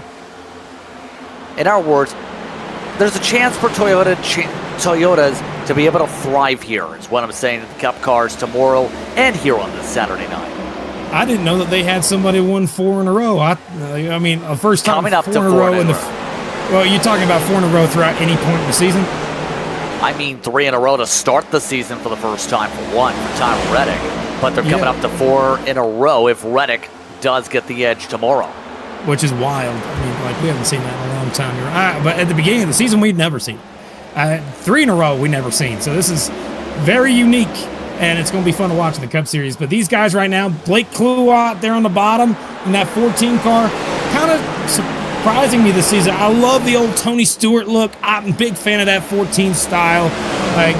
My mama was always a big fan of Tony, and God rest her soul. But I got to tell you, when I see that 14 out on track, it always gives me good memories of seeing that 14 doing some crazy moves, door banging and wrecking the 17 at Bristol. I don't know about you, but it's a great paint scheme to have, and he's trying to show some love towards it. Rookie in the series, obviously, and just running just around 8th place, it looks like, as the battle still rages on between Benefiel and Paul Hill. Paul's going to take the advantage, but will Kluwat try to take the position as well? But it doesn't look like he's going to be able to, as now Paul Hill's trying to make a move on Stone, and it makes it look easy. Or there was an issue potentially at the back of the field. Tommy Gosson and Tyler Hunter just may have had a squawky swap. Those drivers, will say, are still going at the back of the field. The leaders we still follow along with, able to maintain the rhythm. Now, as they settle on in regards to this, though, the fall off right now is already 1 second. We're 13 laps in. And a lot of these cars we've already seen have hit a cliffing point around 20 laps. If you're not good after that cliffing point, you have a problem. No doubt about it. I mean, we saw the end of their run when they ran that long stint just a handful of laps ago, get all the way down to the 28.5s, 27.9s. And that just shows how far they can fall, because when they're running like fresh lap times, they can run 25.9s at like the best of the best. So who knows? I think a lot of folks are also trying to save a little bit right now, so that pace fall off might be just saving going on. It could be, not saying it is, but that side-by-side battle for position tells me that I think that this is saving, because Cameron Stone really wants to make that move on. Kluwat really wants to get that pass made on Stone. It looks like he will in that 14 car, trying to fall Paul Hill straight to the front. Not seeing very much saving out of that car right there in the 14 or the 26 of Paul Hill, as they're now side by side almost coming through turns 1 and 2 again. Yeah, Hill wants us to remember who was having issues in the midst of traffic earlier. Get a little bit of the body out this time, side by side with Delaney. Will that work to be able to make the pass on the inside this time? 26. Answer is, yeah, it's for the top 4. Not able to get the clearance yet. Paul Hill this season looked pretty okay. It's been up and down is what I'm trying to say for the 26. Able to get an up. You're absolutely right. We saw him in the back of the field on one of these restarts, but he's just, like you said, making his way to the front. Now he's up to 4th. And he's following Nolan Hodgson, who both of those cars seemed to be a magnet last week at Circuit of the Americas. Those two cars were just all over each other. And not just those two, they also had Yunsa Lim there in that battle for the finish, for the win. And those 3 cars made it really interesting towards the end of that thing. But obviously Nolan Hodgson prevailed. He's right now running 3rd in that 12 car. And can you imagine if after getting wrecked into the outside wall, heavy front end damage for the 12, he's able to continue and go back out there and possibly win the dang race? I mean, that would be one hell of a comeback if he's able to do it. But he's got a lot of... I thought he would have a lot more damage than he has. It's just a really difficult time right now to be him sitting 3rd, trying to catch down Dyson. It's going to be a while before we see that, but I think it's possible. As we got battles back here, take a look at Vela, Hastings, Williams. This little battle here. Yep, and you're seeing that right now with Hastings amongst those busy with the truck schedule, of course. They have a little bit of a break in their rear one schedule for the next little bit. The Canadian Avila expected him to be maybe amongst those top 10 based on some previous experience in major races, but the slow car is now riding the bottom. In fact, Avila might be amongst those feeling the tire effects because Bobby Anderson is zipping by the high side like nothing. And Bobby Anderson actually not having the worst of day, sitting 17th, going for 17. Yeah, it is 17th. But that 5 car, you know, what he's done to bring all these people together. This obviously is a group effort. Bryson Hicksonball got involved in that. A few other drivers, Jedi Taylor, obviously, or you know, that's what he likes to be called. But it's just really incredible to see what they've done. It's one of those series that kind of makes me happy to be a race fan. You don't get that many full-length series that get this much participation anywhere else other than the full-length Cup Challenge. And, you know, Coke Series does these partial races, and I don't necessarily like that either. But I like this a lot, and it's fun to watch the strategy develop over the course of the race. And I could say right now, that 26 of Paul Hill looked like he was trying to pressure Nolan Hodgson just a little bit there. Wasn't able to do much as the 14 of Kluot closes in on the back bumper of Delaney. Yeah, Kluot had to argue his best race in the series, as I was talking about. Oh, yeah. The 14 so far on the pace compared to some of the others. 27 threes. He's the 10th off the leaders, yeah, but a lot of drivers have been off the Conquest Temple today. That 14 really looking solid. With the Kong T logos on that car here today, has been working with P1 Racing over the course of parts of this championship also. I'm trying to look through this field to see somebody who might be standing out as someone I don't expect to be in a position where they are. Like, I'm trying to see that, but I'm not seeing much of that. Dustin Hall's making a good recovery from his earlier contact that he had with Timothy Harper, who's now 3 laps down. Remember, he made contact, spun him out, and that's really hurt Harper. He's got a ways to go to try and come back from that, but he's still out there trying to compete, and we'll see if he's able to come back from it. He wanted to get that damage fixed, and now it is, and he's just going to be playing catch-up for the rest of the night. But again, Yunsa Lim is really surprising, too. Second ever start, running top 10. Pretty cool to see. But this Kluot character, I don't think he's saving anything. I think he's pushing as much as he can, trying to catch that 6 car and get on by. Obviously, we're not seeing much of that side-by-side action with him, but I do see a side-by-side going on between 2 cars, and it's constant, just a few cars behind this. Hunter Truel and Devin Medeiros have kind of been out of battle the last handful of laps. They just settled it. 71 moves up. We haven't talked about these too much, but Devin Medeiros having a great showing here tonight, running in 13th. But that 20 car has kind of had a middle-of-the-road season last year, gotten a bunch of accidents, got them taken out, and wasn't really much of a factor all of last year. But this year, hey, I mean, top 15 is not bad for you. You got your teammate right behind him there, and that's Tanner Marty there, both teammates. Lunar Racing, I believe it is. Trying to get through with that, I guess, what do they call that? The in conjunction with Precision in a way, they work together. But I think it's kind of cool to see them moving further towards the front as we got a battle developing with Benefiel and Gitter right here. Yeah, right now, these two pretty close together amongst your top 10. Gitter actually getting the air taken almost off the spoiler by Benefiel. There's the slide up, Gitter. Thing's going to let him have it. Knew the pace was there, and Benefield's long run speed coming into play yet again with the pass. Thank you over the radio. Yeah, I think he may have let him go, to be honest with you. I think that 83 was slightly faster than Patrick after his incident. Maybe it's tires, maybe it's not. Maybe it's just he's trying to save more than the 83. A lot of things could be the reason. But again, this is the part of the race where it's a little bit slower. You're going to have drivers that are just thinking about trying to get to the end of the stage, Lap 185 again, folks. We're on lap 143 going to lap 144. Again, we got a ways to go to get the 185. But I think the drivers will be able to make it on gas. I think, oh, look at that limb sliding up the hill into Gitter. That's a little unorthodox. And I think Gitter didn't like that, so he's actually going to try and, create a little bit of a gap so that doesn't happen again. Yeah, getting some elbows out yet again. Lynn able to slide up in that line, now gets crossed up. Send back from Dustin Hall for good measure on the pace. Still set back up in the line. Lim amongst those who is amongst those trying to qualify in, mind you, in the NASCAR Coca-Cola iRacing qualifying series this season.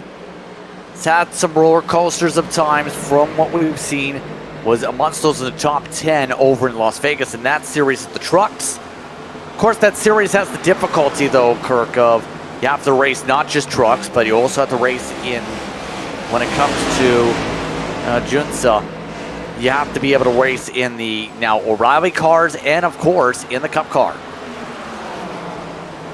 I think that it's going to be something that's good for all drivers. You can't just get used to driving one car and being really, really, really good at that one car. You want to develop as a driver in all aspects as you can. Take a look right here. Dustin Hall making a move to the bottom of the 21 car. We saw what happened when the 21 the one car made a move before. Harper remembers it the best, but we'll see if that one car is going to be able to recover and make the pass a little cleanly on Patrick Gitter. That one car really wants to get by, though. You can tell he's running a different line. He's going to try and get some run to be able to make it work. But again, this is all for the last paying position in the points. This is the battle for 10th. They want to try and get that extra stage point really bad because it's for their championship hopes, getting to the chase. They want to make it to that chase so bad. And every point really will matter this year. Got a lot of guys that won't show up some weeks, so those that might not normally be towards the front will try to get these points as much as possible. The guys like Devin Medeiros and Tanner Marty are a couple I think of that would love to get as many of those stage points as possible. Just a few spots back in 13th and 14th. But yeah, Dustin Hall trying to find a hole that doesn't currently exist. Not able to develop the run to get by Gitter yet. Yeah, right now Hall will deal with the damage from the previous caution too on top of the right front. And we already talked about how the impact is on the aero. That's going to hurt him. A track like this claps a little bit more to the right front for good measure to add some damage. Even more so. Still have a lot of laps to go here on the stage. By the way, we have less than 35 to go coming up here in a few moments. That's how quick we were turning through the laps here in stage 2 of the Dogleg 500. Ooh. As, what do you see? I see the 34 car, Ryan Von Henschel, right now back in 22nd. He's been racing this 42 kind of wildly the last couple laps. Sorry to bring it up, but he's trying everything he can. He's one of the more aggressive drivers out of the rookie class I've seen this season. Not necessarily having a lot of the speed, but he is aggressive to say the least. And he finally gets that pass done on the 42. And again, it's just one of those things that I think is going to be fun to watch him this season. If he's able to improve the speed just a little bit, he's going to be dangerous if he's got speed. No doubt about it. And for these top spots, he's going to be kind of like a Hocevar character. Hocevar character is an interesting comparison, let's put it that way, as someone who's raced with and competed against Hocevar before the truck racing days. Interesting choice. I like him a lot. I really like him. I mean, Hocevar, top tier in my opinion. But, man, I think that it's going to be, if he has the speed added with it, he'll be like Hocevar. But right now he just needs to get that pace back on. But that's cool to hear you raced with him in the past. That's cool. Raced against him, yes. A few no times kidding. also. Remember, kidding. used to be in the big scene when he was younger, around the teenage times, then all of a sudden appears in the Truck Series. But that's here no there in that discussion point. Benefield pressurizing his teammate at Stone for the time being. Chevy on Ford. And Kluwat really liking that second line with how he's been able to search for a bit of clean air up there. Look at that drive off from the 14. Yeah, it's working for him now, but how long will that last? You know, that burns up some tire. And remember, the right side tires are the ones that are wearing out the most this year. And the folks that come down pit road a little early might even be the ones blowing the tires early because they abuse the right sides a little bit too much. So keep that in mind. If you see some folks coming down pit road early, it could be that. It could be something to do with that. So just keep that in mind. Again, though, that 83 at Benefield compared to last night is kind of different. You expect that 83 to be leading the race. If you're looking at the race yesterday, he didn't have anybody come anywhere near him. But Sean Conklin has really taken that role today in that 58 car. Just nobody's been able to touch him. I mean, take a look at this car if we can for a quick second. The 58 car up front. He's coming through the final corner right now, crossing the stripe as we speak. But this car, I mean, he has just been leading, no problems at all. Let's take a look and see what a driver who's been leading this entire time does with his line. He doesn't move it much off that yellow line at all. He does a slight arc going through turns 1 and 2, goes out to the outside wall, and let's see where his braking point will be.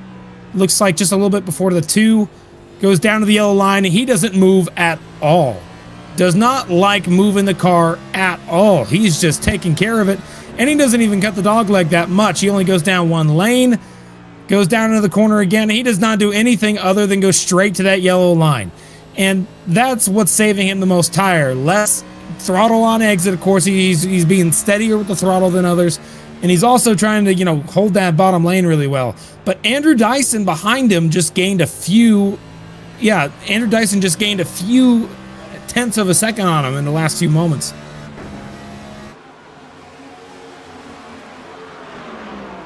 Yeah, and right now, as they zip around, see a new fast lap all of a sudden.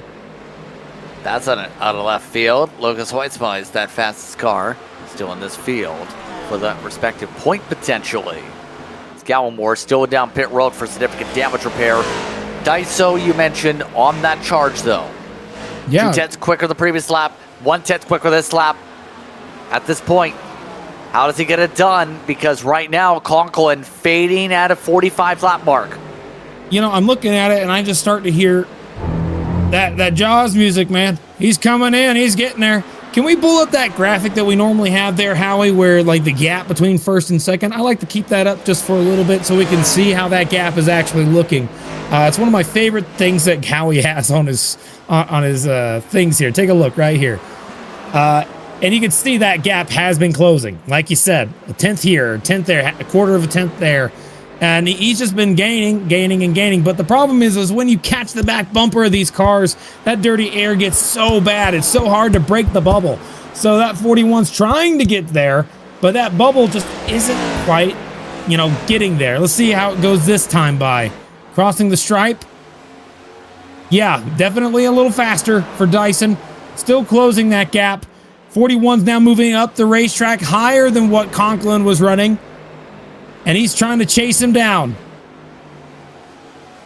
for the lead. How close can he get by the end of the stage? Well, we already know he's in the conversation point here. Look at that higher line. Conklin has the clean air. He's led more than 100 plus laps already over the course of this night in this one. Look at that chip away. Right now, 8 1/1000th of a second is the close up here in this situation. Now look at this for the 41. Deeper on the brakes yet again. That little bit keeps helping him every quarter entry. I think this is going to be the first real battle we've seen for the lead all freaking weekend. We hadn't seen anything like this all weekend. Friday Night Lights didn't even have a moment like this where a driver was able to close up to the back bumper of the leader. But a little mistake out of Dyson there, lost him a little bit of ground, but he's gaining it back, and he's trying to just do everything he can to catch that back bumper of the 58. So difficult to make that pass work, but he's trying everything he can, and no doubt about it, Dyson, Final Four contender last year, has a good shot to be able to get another position up front right now for the lead. We'll see if he's able to get there. There's the angle downward yet again to try and get himself within about 0.2 of a second. Lap traffic is ahead, mind you. Raymond Root, Timothy Harper are in line to be the first drivers to follow a lap down soon. 21 laps to go in the stage. This time through, you see Daiso searching for the clean air all throughout this. High line, low line, diamond line. Look at the way that diamond line exits him out of the corner. He's just able to gain so much down that old front straightaway. It's just, he can't seem to carry the momentum all the way to the back bumper. He gets to that bubble, and that bubble pushes him back. And everywhere he tries to make that pass, it's just not working for him. He's just not able to get there. He gains so much in this part of the track right here. Starting there, you can see that gain start to develop. Then he does this arc down, and he's going to have way more speed than the car in front down this straightaway, and he's going to use that draft to help him suck up to the back bumper even more. But then in this corner, it just looks like he loses it most of the time. This time, though, he's able to hang on to it. Now he's carrying some momentum this time. He might get there. That lap car is helping him quite a bit. Root stays up at the top. Dyson nearly squishes Root up on the wall. Root tried to make sure he stayed out of the way, scraped the wall for good measure there. So they solidify themselves here. And the understanding is here, just got the note from the Ryko camp. Apparently, they were trying to save the right rear. Is that going to be the case to be able to defend, though, over the course of less than 20 laps?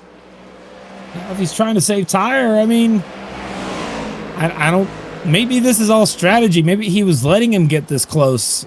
Who knows? I mean, I can't know for sure, but when you said that he was saving the right rear, it makes me think that this gap is intentional.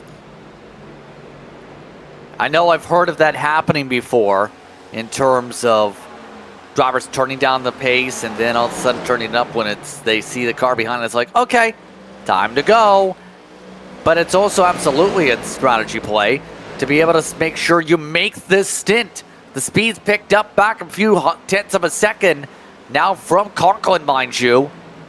Dyson still looking to try and force his way around here, though, as hard as he can. Right now, Dyson may have to get very aggressive if he's going to get this done, because Conklin is going back for those deep sends also. Well, he just got a little loose. He went up off the bottom of the racetrack. First time we've seen that 58 do that all race. That 41's taking advantage of it. He's got a run heading to the back bumper, but he's hitting the bubble. Again, that invisible bubble of air right behind the 58, that's really what's slowing the 41 down. He's trying to make it work. That's why he gets out of the tire tracks, going in behind him for the previous corner. But this time will the 41 send it? No, not quite. He just tries to find a little clean air. He goes a little higher than that 58 car. That's the only reason he's running up higher. Trying to get some clean air on the nose, trying to help the car rotate. Yeah, you see right there that roll. The attempt to gain. Dyson again pokes. A little bobble from Conklin. Yeah, saw Dyson. There he goes. Dyson has the chance to peak. No, doesn't take effect. Forces Conklin up high. Yeah, he's there. Yeah, he's got that side draft now. That 58 car is going to get a little loose. They're going to be side by side for a quick moment. 41's going to have to tuck back inside, though. Yeah, now the bumper is on from Dyson. Right on the bumper. Riding through the Dogleg. Oh, there you go. Now he's diving it in. There goes Dyson for the lead. I mean, I can't believe this. Battle for the lead at Phoenix. Man, that's rare. You don't get to see that happen every day. Side by side, these lap cars helping the 41 slightly with a little bit of air on that 58 car. But now they go into the corner. That 58's going to try and carry the momentum, and he sure does. And the 58's going to hang on to the spot as that 41's going to have to reset him up and try it again. Coming up to 11 to go on the stage. Dyson backed out a fair bit after that. Arena as well. There may have been troubles involving Jonathan Delaney as they reach Harper right now. For reference sake, Delaney running top 5. side by side with Nolan Hodgson right now for position right there. Delaney and Hodgson still side by side. This is again for the third place spot just behind this battle. Oh no. Oh, this is going to make that stage end a little wild. Who was it on the front straightaway? Take a look. It's the 51 car, Raymond Root. He was running 32nd. He was 1 lap down. Just lost it, I think, is the thing. He's running on his own. Just goes loop-de-loop. Can we ride on board with the 51? I want to look at his wheel. Just real quick. I just want to see, if we can get that on board. I think that would at least tell us a little more of the story if we can. The wheel, like actual driver perspective. All right, let's see if we can't find it. It's strange. It just looked like a weird spin is all. All right, here we go. Down the front stretch, goes up to 5th, down to 4th, normal. Not bad yet. Everything looks fine. I don't know. You make your own conclusion on that one, folks. I can't tell if he was in the throttle still. I don't, and like the wheel was turned to the right, but only barely. Like the save was like, I don't know. We'll have to look at it a little after the race, no doubt about it. But I mean, that's going to change the way these things work. Now, will somebody try to pull a strategy to get track position? Yeah. Yes, they will. The people staying out, people taking 2 tires, gas, tire, or whatever the situation may be. I think a lot of cars staying out is kind of telling us quite a bit about what the restart's going to look like. Oh, boy. Let's put it this way. The drivers on 2 tires like Derek Heitman didn't even come out as the winners in that pit race. Dyson, Heitman, Hodgson, the race out pit road, Benefield.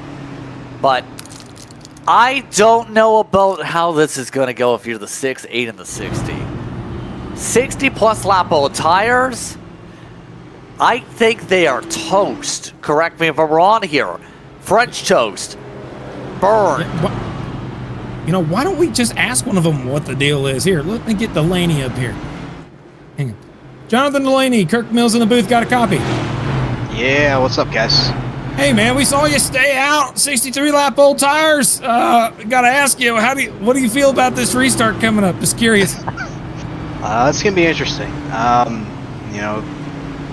think the end of this race is gonna be a little bit of a tire gamble, and figured saving the set now is gonna hopefully benefit us towards the end of the race. So I think we're gonna go green here. Everyone's going to come back down pit road at the end of the stage and use 2 sets of tires within the span of 10 laps. So hopefully we'll be on the right side of the strategy and save the extra set, so we'll be set towards the end of the race. All right, man. Thanks for coming up and talking with us and letting us know. We'll see if we can't get you back down to where you were. Best of luck on the restart. Thank you. Well, I'd be surprised if we see that, but this could open up a lot of Pandora's box of strategies now with the tire stints. To say the very least, we had 7 pits tonight. Delaney off and away, but watch for Conklin. 3 wide. Conklin shuffles his way immediately to 2nd. Also brings on Heitman and Daiso with them. Immediately in the wall to 6. Yeah, the 6 just got real loose, and you check up on the exit of the corner. There goes Dustin Hall into the inside wall. Big crash, more cars wrecking up ahead, 3 cars going around, and Medeiros comes back up the racetrack and collects Stephen Williams. Left front damage for the 98. So, what did I say? It wasn't going to end well. It didn't end well. Let's take a look at this first with some of this here. Yeah, so up front, you had that checkup, the 6 car of Jedi Taylor. It was so slow off the exit, he had to lift, and that caused a huge checkup. And behind that was where all this crash happened. The 1 car was just the wrong place at the wrong time, got taken out. And then up ahead of this, right, that blue car, the 42, I believe, might be someone that, the 94, I should say, might be the one that we might want to see here. But take a look here on the restart again. This is further back all that stack up started with the 60 car of Jedi Taylor. You see him right now side by side with Nolan Hodgson there. 6 car and that 60 both were going around the same speed, and that contact sent 2 cars down to the inside lane. And of course, that's what brings out yet another yellow. Pure calamity. Let's take a look from high above once again at some of this.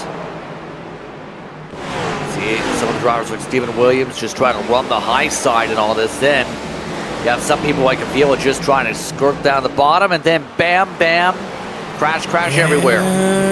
Oh! Bam. Yep. I don't think his wheels were fully locked under braking there for the 20 car Maderas. I don't think so. Yeah, pretty clear on that one. There's that from the stack, and that watch is his tires. Yeah, they're still moving. You could lock those tires down and you don't move, but he didn't lock those tires down, and that's why Stephen Williams got involved in that. Not his fault at all. Just the 20 car not holding the brake. However, again, none of those people that stayed out were hurt from this, I don't think. Remember, they're trying to get the lap. What lap is it? 185. So because of that, I think we're not in the stage yet, are we? No, we are not. Look at the stints here. Everyone already just stopped. This might have been the opposite completely of what Delaney was hoping for, because I believe he peeled down for pit stops this sequence. Yes, he did. Came down with Jason Taylor and Paul Hill amongst those who just took an extra set here. So this now puts it to where there's a chance, with it being what is going to be about a 3-4 lap dash for the stage, some of these drivers, I wouldn't be surprised, Kirk, if they stay out of the caution now. That 83 is kind of holding back a little bit. Benefield, come on, catch up to back bumper Stone. Come on, pal. Let's see if we can't close this gap up a little bit. And the cars are coming around. They might add a lap here. I'm not sure. They might not. It's kind of a chaos back there in the back of the field, but no, they're going to keep it going. Here we go. Green, green, green. Backing away. Conklin well on the gas. Going to take off. Heitman, look at him hugging the inside, though. Trying to maintain pace in the Forza's entry, but Dyson with the 4 tires up high. People trying every single line that exists. Even Komachevsky's running way dang low, but he's going to the pit road. That's probably why. Everybody else, though, side by side for the lead. Look at Dyson. Holy cow, Dyson's going to take the lead. This is the first time we've seen someone not named Conklin in the lead right now. That's pretty dang cool for Dyson. If he's able to hang on, this race might be difficult for folks to try and pass that 41. He's pretty quick and not even in clean air. So we'll see what happens now that he's in clean air. Oh, this is wow. We come up to the 1 to go mark in this stage. What's been a wild one now as they go. Conklin trying to reset. Heitman in a great spot for stage points here. Here comes some of the drivers like Gitter, though. He looks to join his teammate up amongst the top 5, up to the top 4, in fact, with a descend up the inside groove. But it's Dyson working his way through the final corners. Dyso coming away with a green-white checker flag here over Conklin. Heitman, Hodgson, Gitter, Stone amongst your top runners.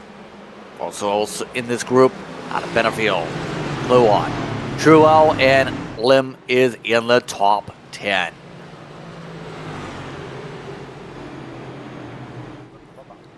Take a look at this pass, man, for the lead. It's going to be one of those things that's going to be so dang cool to watch. So he goes to the outside for second. He carries that momentum all the way from second. He's still carrying that momentum all the way to the outside of the leader, and that's what opened the door for him. And got a really good run. Remember, he was sending it decently on the outside through 3 before, a few times on the charge. The time it does work before they even enter the corner. And now, will we see drivers pit down immediately? I don't think so. I'd be surprised. 10 laps, and the answer is... Oh, Heitman does come down. He got him. He got him. That was a trick. No doubt about it. I think I think that was in digital. That was awesome. I think he had to come down. Gluot also peeled down. Then he had to go to Tanner Marty and Ryan Van Henschel. Amongst those in the 19 spots or so for pit stops, Dustin Hall, Johnny Villa, Devin Medeiros, those in the back. So all it takes is one caution. You take away the double stint strategy play, and just like that, the 41 leads. Did not expect to see that at all. You know, why don't we talk to him? Let's see if we can't bring him up here. I'd like to hear from that 41 car. What do you say? I think so. All right, let me see if I can find him. Team Conti. There he is. Yep, I'll bring him up. All right. Andrew Dyson, Kirk Mills in the booth. Got a copy. Anybody hear Andrew? Andrew, you got a copy? Oh, I got you. Yep, Oh, yep. I was getting dragged there you around a go. little bit there, but I'm here now. Oh, you're good. All right. But tell me, man, you made that pass on the outside. What was it like to be able to pass second and then get to the outside of the leader? What was your thought in that one move? I didn't expect it, man. I mean, I really sailed it in there because I thought, well, I knew Derek was on too, so I thought I had a chance to get back around him again. Had a bit of a bad start there. When I realised I had some pretty good momentum and the tyre was saying, yeah, can do, I sort of just stuck with it just to see what would happen. And just got to the outside of Sean there, and he left me just enough room, and we were able to race down into three. Man, you gave him a good run too on that last green flag run. It was so cool. You don't normally get to see that often at Phoenix, where you get second place catching the leader in that dirty air. And I mean, it was fun to watch the racing. But I got to ask you, anybody you want to shout out before we let you go back to your Team Conti chat down there? Yeah, just shout all the guys coming out for race tonight, all you guys for doing the broadcast, and all the boys in TC tonight having a chat, having a race. All right, we'll see if we talk to you here at the end of the day. Wish you the best of luck, pal. See you boys. There you go. Andrew Dyson leading this thing. Man, that's cool. That's cool to see him make that move too. He knew it was not something he expected either. So it's not normal to see that happen. Third place, make the outside work all the way to the lead. It's not a very common move. So with that being said, we have 123 laps to decide this race. It's Dyson, it's Conklin, it's Hodgson and Gitter in the top four. Green, green, green, we're backing away. The Team Conti machine controls things up early in this start.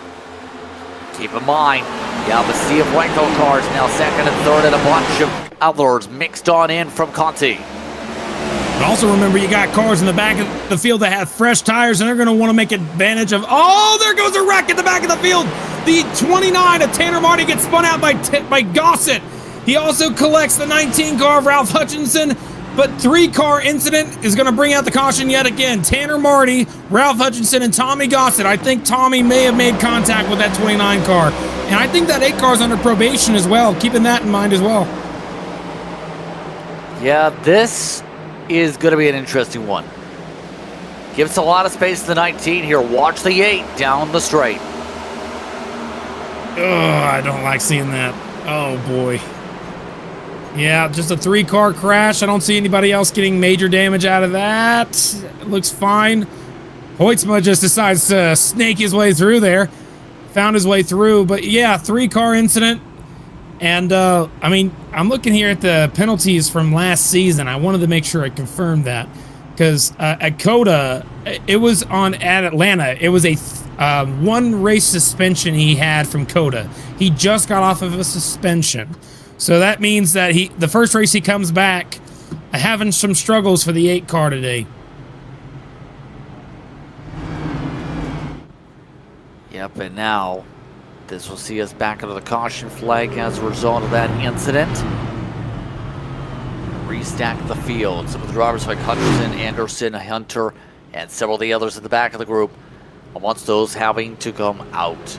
So this does help out one car. Dylan Basin is the only car 1 lap down now.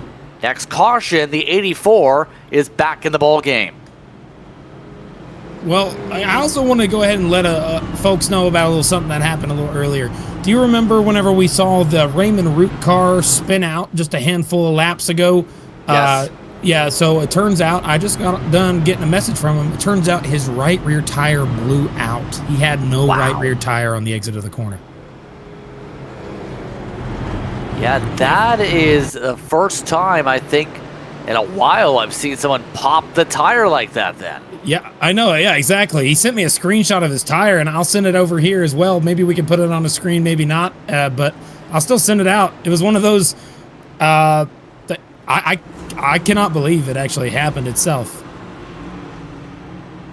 Hearing it might blow when it was on pit road, but the treads were shot. I can see based on the numbers you just sent forward in the 24% range on the right sides. Yeah, you're not supposed to be that low. Yeah, it's just yikes, you know, come down and get some tires when you can, right? But anyway, that's at least what we got there. So that was his response whenever we had talked about it a little bit ago. I just got that message. As we're right now trying to double up for the restart again. Hopefully we can get some green flag racing underway. Again, 120 laps to go, coming to a 119. These guys are double file going through that restart zone here shortly. And Dyson had a great jump before. He has a great jump again. Here we go. Backing away for Dyson. Looking to pull away from the pack.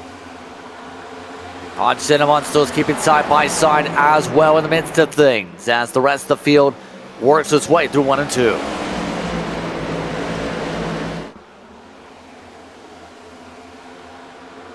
Looks a little bit cleaner on this restart throughout the field, but don't say that quite too soon. You never know these days. Oh, there's a car really slow. Raymond Root up to the outside, letting a lot of cars by early in the corner. He's multiple laps down. Don't worry about it, but he did fall back quite a few spots there. Up front again, Dyson, Conklin, and Gitter now. Look at Gitter. Wow, moving up to 3rd place after his spin, like you said before. Yeah, but the pressure is on. Remember, Conklin good on the short run and mid run here tonight so far. Looking to set something up for the race lead. Cuts inside. A little bit of a squeeze initially on the send into the corner. But Dyson not allowing him to get the chance to peel on through. Wow, that's a good battle for the lead, man. You don't get to see that very often. These two cars are like good competition. Team Conti Sim Performance versus Ryko right here, folks. Keep an eye on that, as we also got another battle right here. 21 Patrick Gitter, Nolan Hodgson on the outside trying to go for 3rd. Yeah, right now, Hodgson maintains up on the 2nd and 3rd grooves. There's the peel back, there's the run. 12 able to jump on up into the 3rd spot yet again. Back to the race leaders, though. No Conklin. Got the boost. He's cutting inside. Look for a peak. Now we'll reset. Now he's just trying to force Dyson into a mistake. One mistake can really lose you the lead, and once you lose the lead, it's so hard to get it back. And these top 2 battling like this might be actually bringing that 12 car Nolan Hodgson into this fight just a little bit. I'm starting to see his car. I think he's actually gaining a slight amount on these top 2. But very slight, if any. These top 2, again, just nose to tail. One mistake is all it really takes, but that 41 car, we saw him make the mistake last week. It's not very common we see him do that. Indeed, it's not very common, but a lot of these cars are looking to try and find a way to sort themselves out here. Right now, they have built up a gap, by the way, of 6 to 7 tenths. Gitter has fallen into the clutches of Cameron Stone. Lets him on through. Hunter Truell. He's been quietly decent tonight in the 71. He is up here still also. Bumper time. Conklin nearly hits it. And hits Dyson. Allows him to save it. That was close. Well, keep an eye on this battle because it ain't over yet. We'll look at the replay a little later. But for now, that 58 car on that 41's back bumper, that brought Hodgson up by 4 tenths. And that was a big run that 58 had. He's pressuring the heck out of the 41. He said, hey, I'm here. Let me go. But the 41's saying, no, you're going to have to pass me clean if you want to do it, or you're going to have to wreck me. Make your choice. And it looks like 58's trying the outside now. Going to get cut off by the 41. Down to the bottom again. Man, I think the 58's fast on the short run, but that 41 has better long run speed. But now with that tire lockup, I think it's going to hurt the 41 too, because he had to lock up the tires to save the car, and that's going to put some extra heat in those tires, which is going to make them harder to handle. Yeah, that's going to make it really tricky. To give Conklin credit, good on him to allow the save. Right now, though, looking for a way to set something up. Keep in mind, we already know there is the chance of some saving going on between these two now. But Hodgson, he's chipping away a little bit by bit to join this fight. Narrow bump once again. Conklin outside.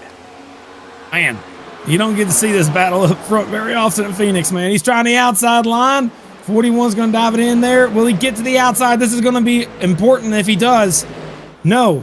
Chooses to go to the bottom, though. He's using the side draft. Going into turns 3 and 4. Side by side for the lead. Here comes the run again for the 58 on exit. Dyson scrapes the wall. Hold him up a little bit with the cut through, but he still gets the run out of the dog leg. Once again, Dyson holds up the battle for now. Already almost 30 laps into these tires, by the way. One stopper to the end regardless on the fuel tanks. But Conklin doesn't want to be denied on this fight. He wants to try and get the lead and get the all-important clean air.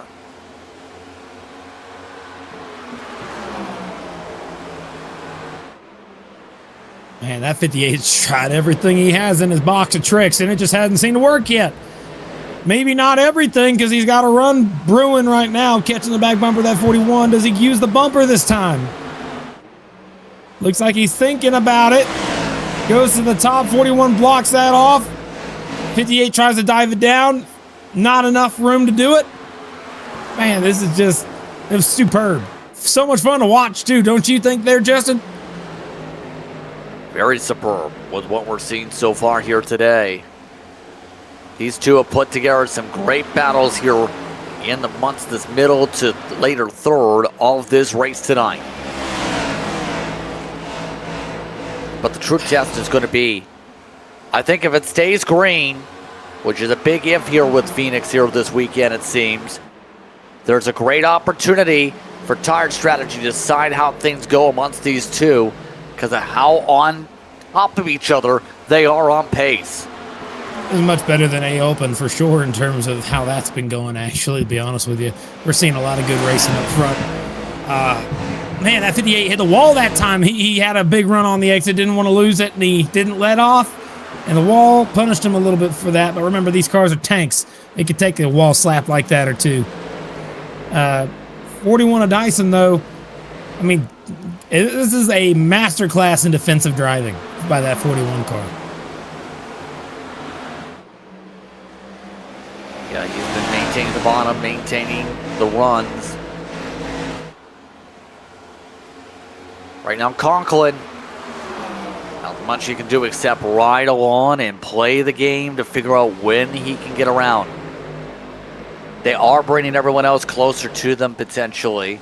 Cameron Stone, Adam Benefield, wants those charging. As they stay bumper to bumper in all this, I'm just surprised at what we're seeing from one of the true work machines. Truel, we talked a little bit about him earlier. Still in fifth. He is not fading tonight, the 71 car is. There's a good chance he's a contender for the race win for the first time, really, in the series. It's been a while since I've seen him up towards the front. He has speed, no doubt about it. He's one of those drivers that I expect to see towards the front. But in terms of race wins, he's still a ways away. He's still got about, another 2 seconds behind this battle we're watching right now live on your screen. But speaking of this battle live on your screen, that 41 car is starting to make a gap. Don't you see that there, Justin? That gap starting to get a little bit bigger? Yeah, a little bit of a distance building up here. I think that's the long run coming into play. That 41 car has a great long run speed, doesn't he? He does.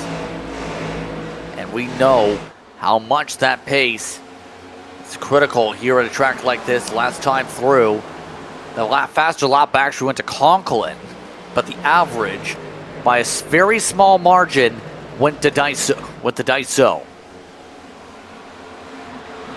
those little extra couple hundredths picked up per lap.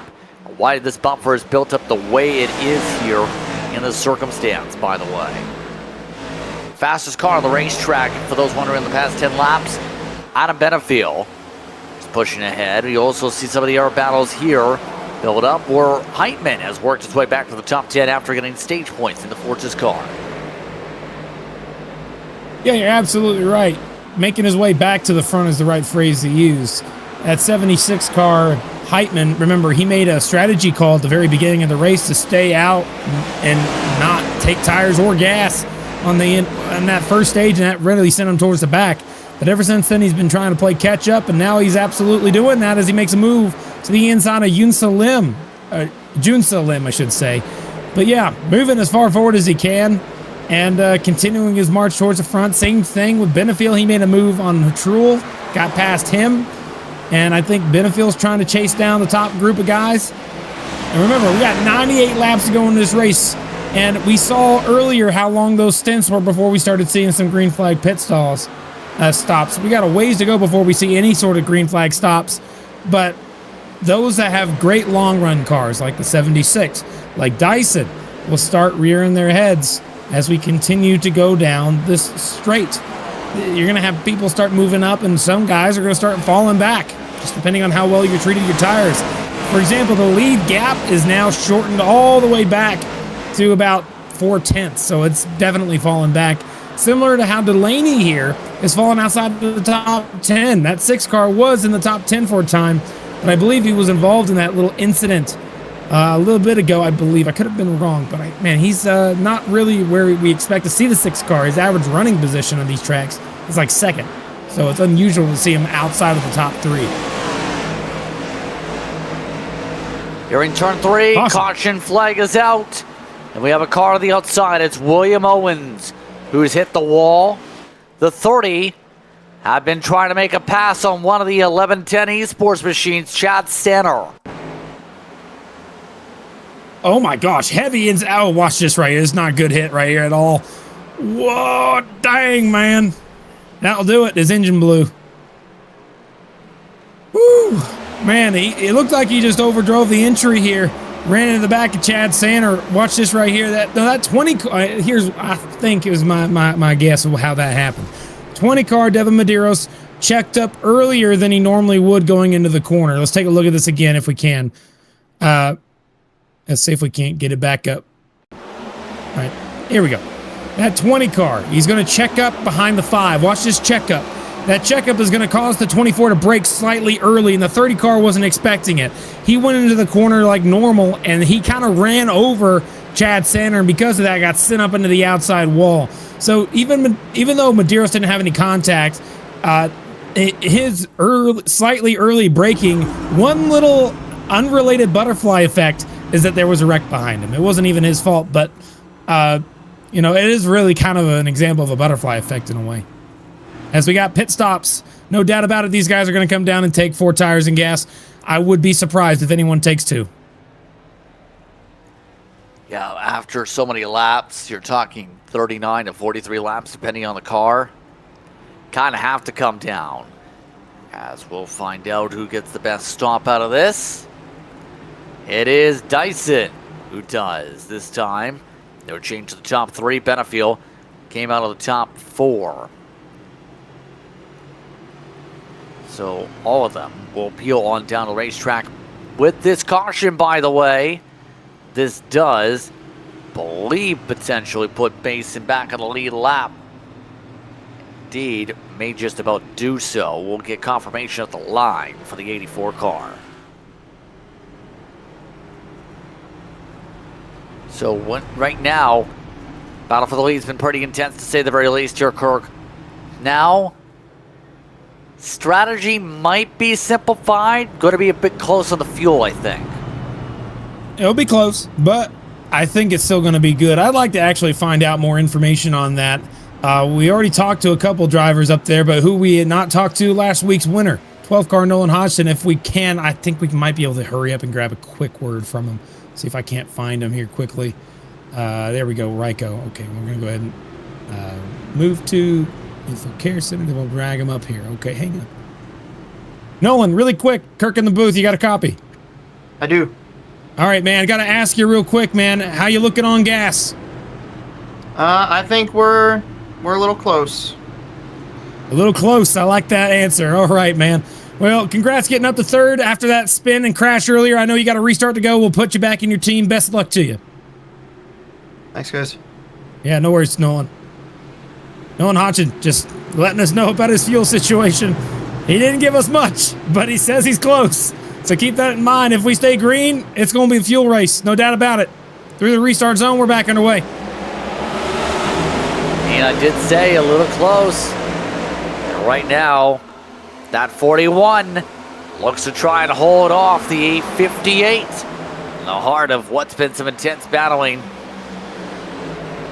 A lot of these drivers having some communications pop up with some black flags picking off the restart situation. Trill amongst those, trying to figure out a way to maintain back there also. Look back at the back of the group. Paul Hill also back there. Second in points coming into tonight. He zips his way through the heart of the Hornet's Nest as the battle is on bumper to bumper.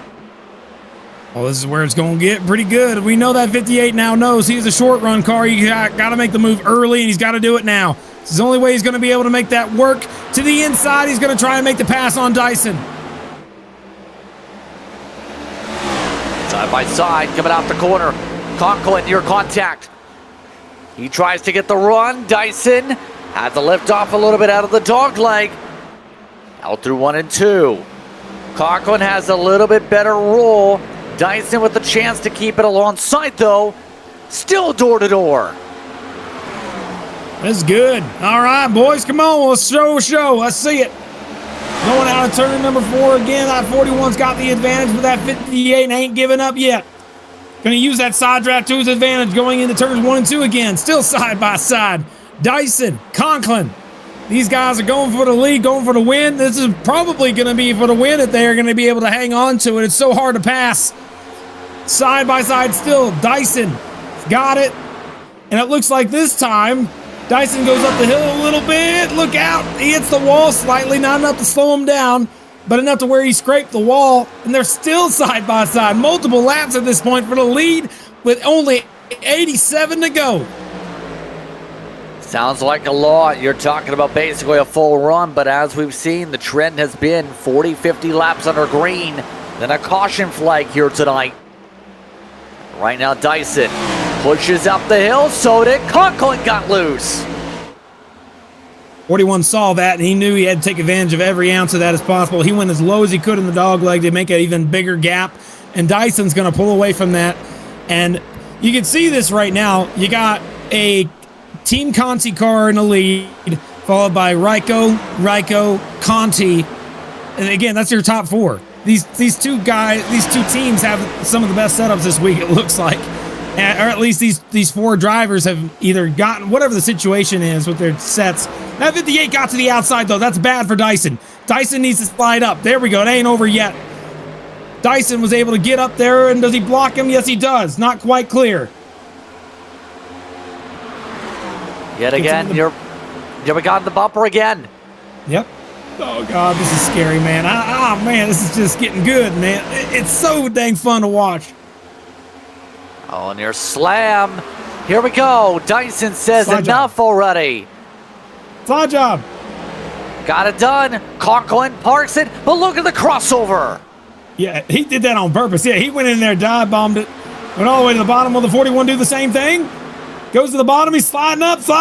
Nope, not quite clear. Now it's Conklin's in a good position right there. Oh, he makes contact. 41's loose. He's going to have to get off of it and save the car. He does, but that opens the door after a door slam from the 58 of Conklin to Dyson. Dyson loses almost half a second and now is under fire from Nolan Hodgson in the 12. We've seen Dyson use a little bit of the higher grip when he's been forced into that line from the dog leg. Almost wonder if he was expecting the same for that situation. Push him up the track. Didn't happen. And now as a result, Dyson now forced the battle instead for second with Hodgson. Definitely want to look at that again. All right. Here we go. 41 on the bottom, 58 on the top. Plenty of room being given. Yeah, I mean, I need to see that again one more time. Can we zoom back just a little bit one more time? Watch where that 58 is and adjacent to the black tar mark on the track. The line that you normally run is within that range, so he kind of came down a little sooner than I'd expect, but he stayed in the line. So, I mean, it's a racing incident, no doubt about it. Obviously, I don't think it was necessarily intentional. Not saying it couldn't be, but man, it's one of those things that just make you sigh, you know, because I was like, this is such a good battle. It was fun to watch, and I hate to see it end after contact like that. But now he's all over the back. It has somebody all over the back bumper of him. Nolan Hodgson, again, he hit the outside wall pretty dang hard early in this race. Recovered, and now trying to go for second on Dyson. Yeah, right now we see how well Dyson at least is able to keep the car steady now. The tire wear now a little bit slower than Conklin because that slide on through in his situation. So early on in the run, Hodgson trying to find some different lines. This is a line that was used in NASCAR. Look at how well it could set something up for a pass if you get there, though. Bogged down once he had to shift up the gears. Remember, some of these drivers are using the gears, obviously, Kirk, here at Phoenix. Yeah, they have to. I mean, the 5 shifters really changed how things work in the new era of NASCAR. That next-gen car really changed it. I remember that it would be rare that you see anybody shifting on ovals in the old car, but now it's constant. Every single time you have to with the next gen. So it's added an extra element of difficulty to the driving side of things, and it also allows you to cover your mistakes really well, because if you just get a bad exit, like here, take a look, Nolan to the inside, gonna be side by side for position. He's just gonna make that pass easy. I think that 41's now switching to maybe fuel save mode. Maybe. Nope. He's trying to battle him hard for position, I guess. Right back down to the bottom. There's the squeeze back from Hodgson. Looking to continue his way on the outside, trying to make it a Ryko 1-2. It looks like he will potentially do it by the end of turn 2 if he's able to get the clearance. Hodgson, last week's race winner. Looking steady here tonight on the recovery. Up to P2 if he can clear. Dyson looks like he got loose. He's going to be forced to lift this off. I think it was a little bit of net code from the 12 car and the 41. Had a little bit of not real contact, but looks like that 12 car's got the spot, moves up to second, and Dyson falls back to third. And now we got 2 Ryko cars, 1-2, and then 2 Team Conti cars, 3-4, just like that.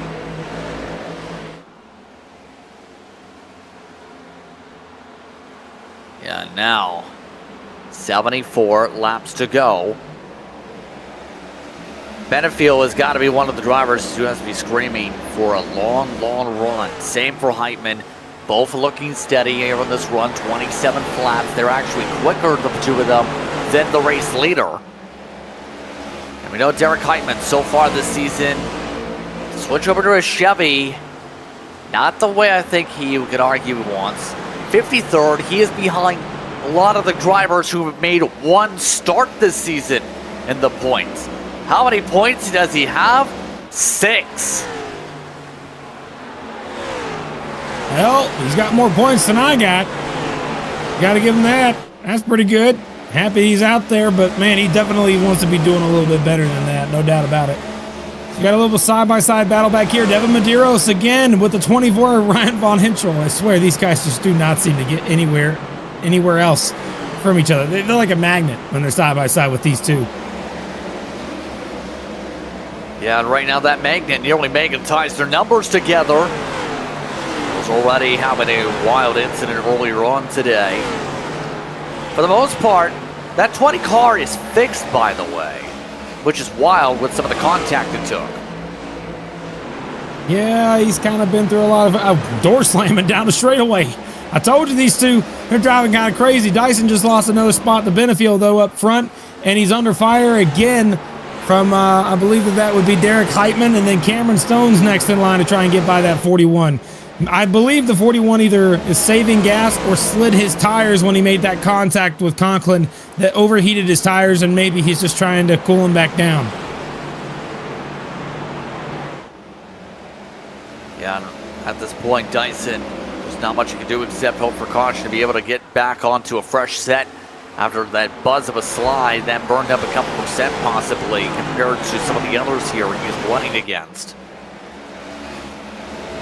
Require the hope of some mistakes from others at this point. Still 70 laps to be able to sort things out. Of note, some of the drivers like Timothy Harper apparently have just had to come down pit road. Some of the others working their way through service here as the 67 is in a battle with 14.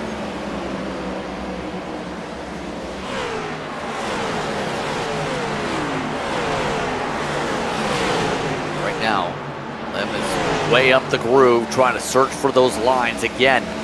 Doing well up top. Hall, yet again, not able to get the run inside. Holy, it just seems like this battling in the back of the field is kind of just chaotic, while up front, battle for second just started heating up. Adam Benefield made a pass on Nolan Hodgson for second. There it is, P2. Benefield might be someone to watch in the next 20 laps in particular yet again. Benefield making the move, and Hodgson said, you know what, you've got the run. You have it. I'll try my high line here. That 83 is fast. I mean, can we pull up my favorite graphic, please, of the 83 and the leader, the gap, just for the next few laps? I want to see if that's closing or if it's getting bigger. I think that would help us, understand the situation. It is closing, but this time by it might be a little different. It might not show that. We'll find out when they cross the stripe. Looks like it is, yeah, it's actually getting way closer. Yeah, exactly. He just knows how to chip away this gap, it seems. Trying to do a sweep of the weekend, man.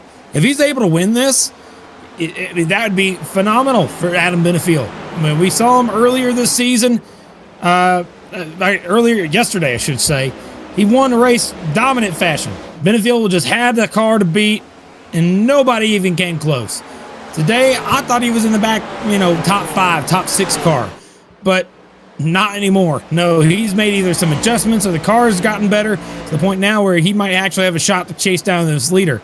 Looking at this gap, let's see what it looks like when they cross the stripe this time. The last 2 times it has been a 10th. Let's see if it happens again. Crossing the line, looks like it's going to be...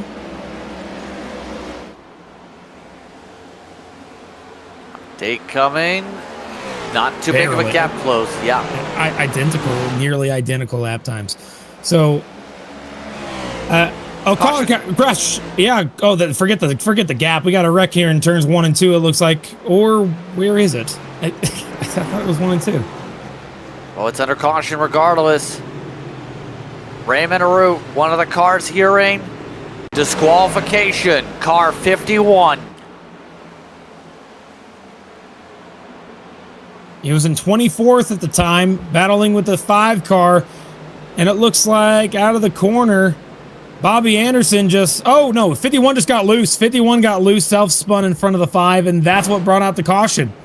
I mean, that's one way to go. I hate to see that, but he got loose on his own and just spun out in front.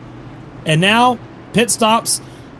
This is going to be a money stop, I think. Folks are going to want to be able to get the best. If we stay green, this will be the money stop. Keep in mind, get the fastest pit stop you can get, and let's see if anyone decides to throw some strategy out there. Yeah, 30 laps on this run this time. And a few of these teams going to be very mightily close on tire sets, you have to think here. So the concern's got to be there, depending on what happens. If we get our caution at the same rate, if we get a caution with, say, 20 or 30 to go, likely see everyone peel down for the final set. But there's a fair amount of flexibility if we get quickie cautions. This time, though, 2 tires, Matt DeCiani, Bobby Anderson staying out. Race off pit road. Think went to Conklin.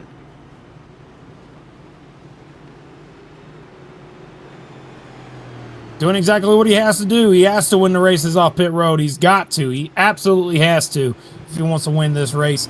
But with more cars making those strategy moves, like DeCiani choosing to take a couple tires instead of 4, moving Benefield back one extra spot might make things a little difficult for him, as it looks like also we got a couple cars that are out on the racetrack right now. Bobby Anderson stayed out, and he's on the lead lap. So he would be taking the lead if this is for real in that 5 car.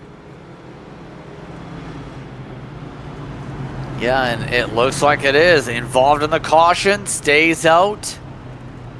And now, this is the type of thing, though, with the way the tire sets look. You take gambles like this. Don't know if this is going to work out for the 5, but it's going to be a really interesting one for DeCiani to see how well that 4 car sticks. Man, this restart's going to be kind of wild, no doubt about it. The biggest thing I'm worried about, to be honest with you, is looking at that 5 car. Because we saw every other restart when we had a slow car in the front row, it caused a stack up and a crash. And obviously that could happen here. You never know. But hopefully that 5 car has a little bit of speed in it and it's hidden somewhere deep inside that car. And so that way we might be able to actually see him do a little bit better here on the restart. Here we go. Bobby Anderson through that restart zone. See if he gets a good jump. Keep an eye on it. Here we go. Got the jump, but will he have the pace in the corner? Look at this. Dyson sends it. Oh my gosh, this is going to be really wild. Hang on to it. 4 cars try. Oh, 5's loose. He's up out of the groove. What he was trying to get by DeCiani, not quite there. That didn't work at all for Bobby Anderson. Coughlin leads. DeCiani still holding on, though. He's able to get a squeeze back on Benefield. Benefield yet to get the outside to work. We have a spinner in the Dogleg. Multiple spinners for the caution flag, involving some of the drivers, including Anderson. Also around, Devin Medeiros. Oh, man, these guys have been involved in accidents earlier today, no doubt about it. But it looks like the 5 car coming out of the corner. He was on the top side. 20 car just got into his right rear quarter panel and spun him out. And it looks like that may have only been maybe a 3 cars getting damaged. The 42 of Corey Moore also got some front end damage from that, hitting the 5. But 20 car Medeiros, if we could actually, can we go on board with Tanner Marty for this wreck? Tanner Marty has a heck of a view going through here, and I think it'd be fun to watch.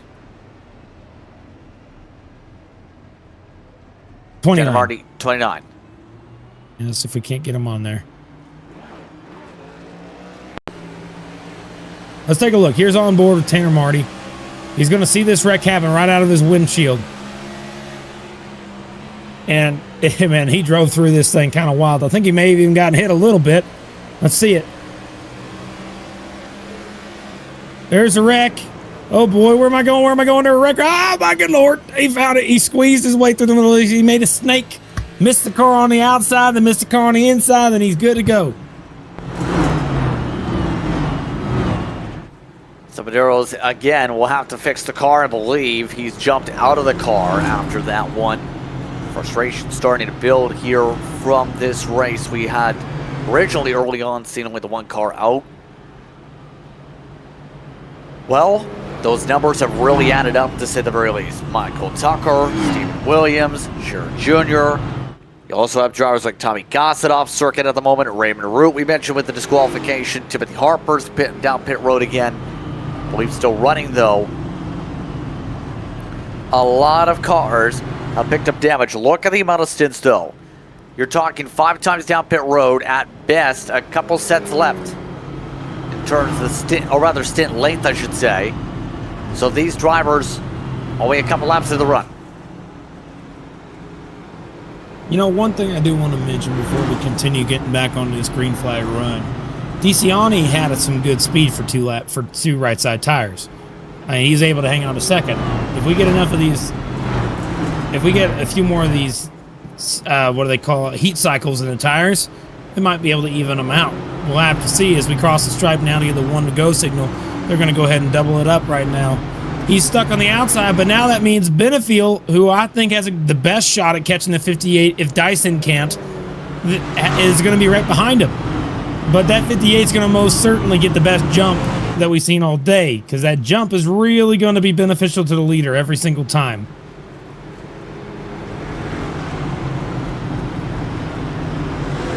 see these stints.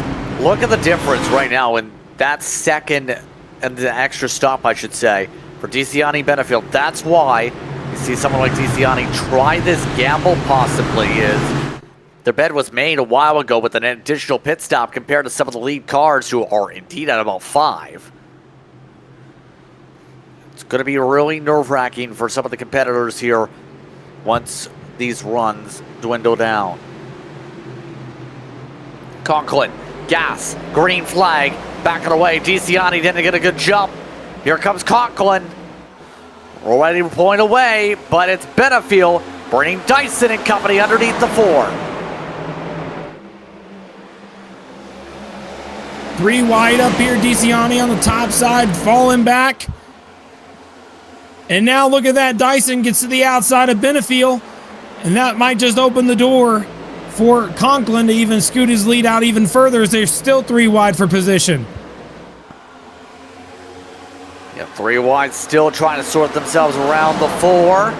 Hodgson just about clear. Heitman's gained up some ground. Stone's trying to get around Delaney quietly in the black flag machine, also trying to get around your contact for Hodgson.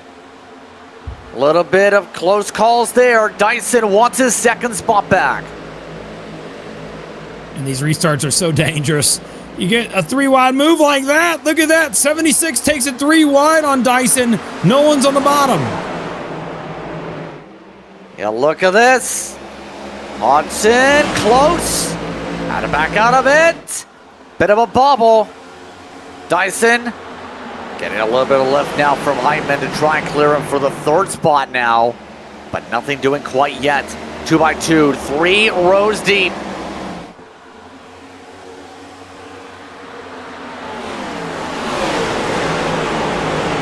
Man, this change in the horsepower has just made the racing here so much better. I got to put that out there.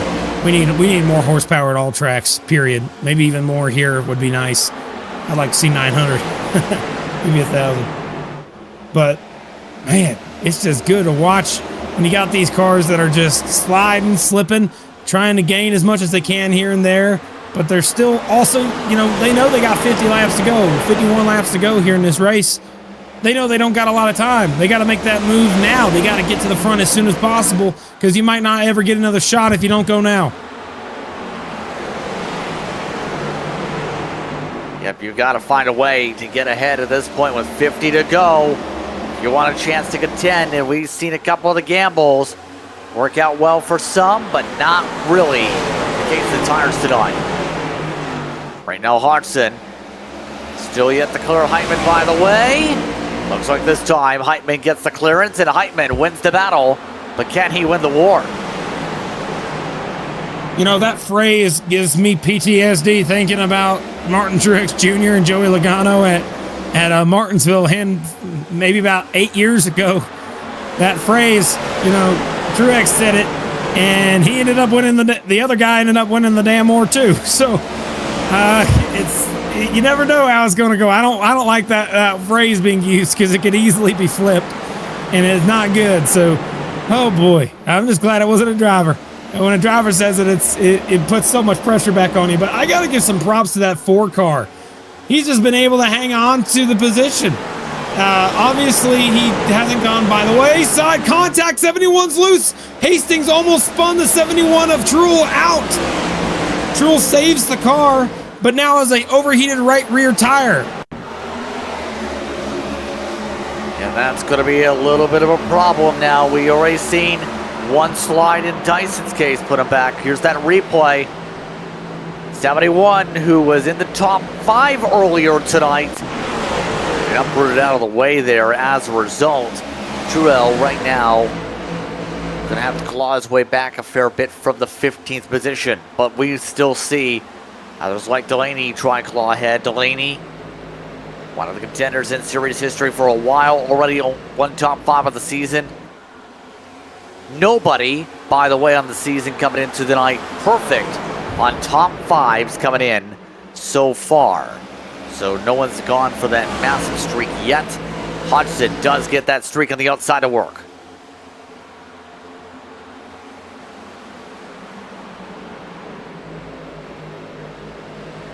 Man, that 4 car is trying to hold steady there in the top 10 still. I mean, he's battling with Johnny Avila side by side right now with 2 right side tires, and he's still hanging on to the edge of the top 10. But Kluot, Paul Hill, Hastings, they're all waiting in the wings trying to catch back up to him. But that little side by side battle is really just creating a huge gap of cars, gaggle of cars right behind him. Yeah, this is right now for DeCiani. Going to need a caution eventually here. And hope he's able to take a set of tires at least to equalize here. Because the strategy hasn't worked out for the 4 once the run's kicked up. He's still top 10. There's around a top 10, top 15 car at least. But it's now allowing drivers like Johnny Avila to make charges. Paul Hill nearly to the bumper. Yeah, dove it in a little too deep there for the 26. 14 got loose. Door slammed him slightly on the exit of that corner. They'll hang on to it. Again, the top grouping all really stayed single file. No big changes up front. Conklin still leads the thing over 0.3 of a second to Benefiel. But this is where the battles really begin. Right around where DeCiani is. Kluot, Avila, and of course, got Paul Hill there as well, who actually was up in the top 5 in the early stages of the race. Just not quite gotten back up there to it quite yet.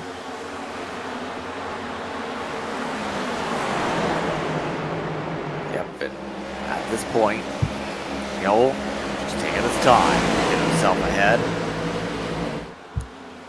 Right now, Paul Hill, one of those that's lost a little ground from earlier on, but has been one of those also in the conversation.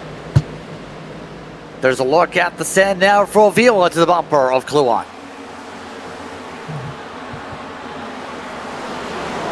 I think that they're starting to get settled in now to the point where you're going to start seeing DeCiani level out with these guys. He has a fast car, no doubt about it. He just didn't have the clean air or the track position to show it very much all day today. But again, this battle, I think, is going to only be heating up the longer we go. Now, who's going to be able to win the race? Again, we got 40 laps to find out, 40 miles to find out the winner. But I think that what you want to pay attention to is how is that second and third place drivers handling their cars right now. Looking at their lap times, they are losing ground to Conklin. Conklin is stretching their lead. So because of that, that's going to make this battle for the win way more difficult unless you see Benefiel or Dyson saving tire, in which case they hope this thing runs long so that way they can catch back up to the back bumper as quickly as they can. But I'm not sure. Normally these guys like control the race, so I'd be surprised if they actually are, holding back a little bit. We're seeing that right now. Right now, at this point, it's been one of those races where you have to be patient. And right now, at this point, setting things up well. Conklin still leads for those tuning on in. Benefiel, Dyson amongst your top 3 still on circuit, along with Hodgson and 4th, Heitman in the top 5 as we run late in the going with under 38 laps to go. At this point, Dyson really starting to feel the trouble of having to work through dirty air because we know how good, by this point, Benefiel can strike.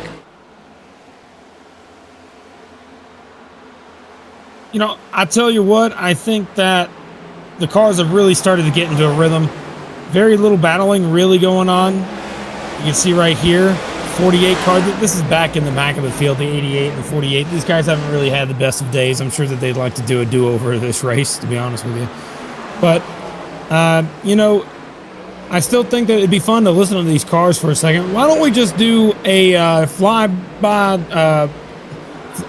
of these cars for a little bit? Because when they're in this single file line like this throughout the field, it's one of my favorite sounds. Here we go. Take a listen.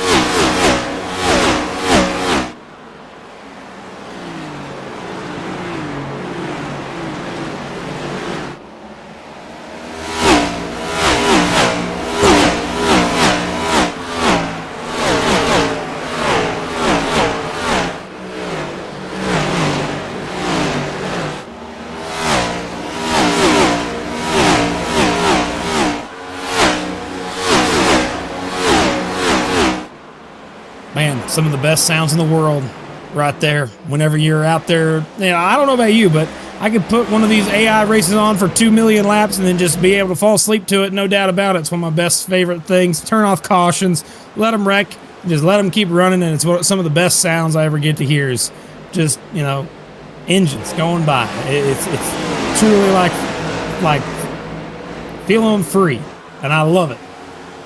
Horsepower. Hastings a little bit of scrape to the wall for the Tricon Garage mechanic. Been an up and down day for him. Neil Pearson, don't think I really said that name all day today in the 62 machine. Just another quiet day in the office and ready to try and find a way to move that office to a good spot. Looking at the outside.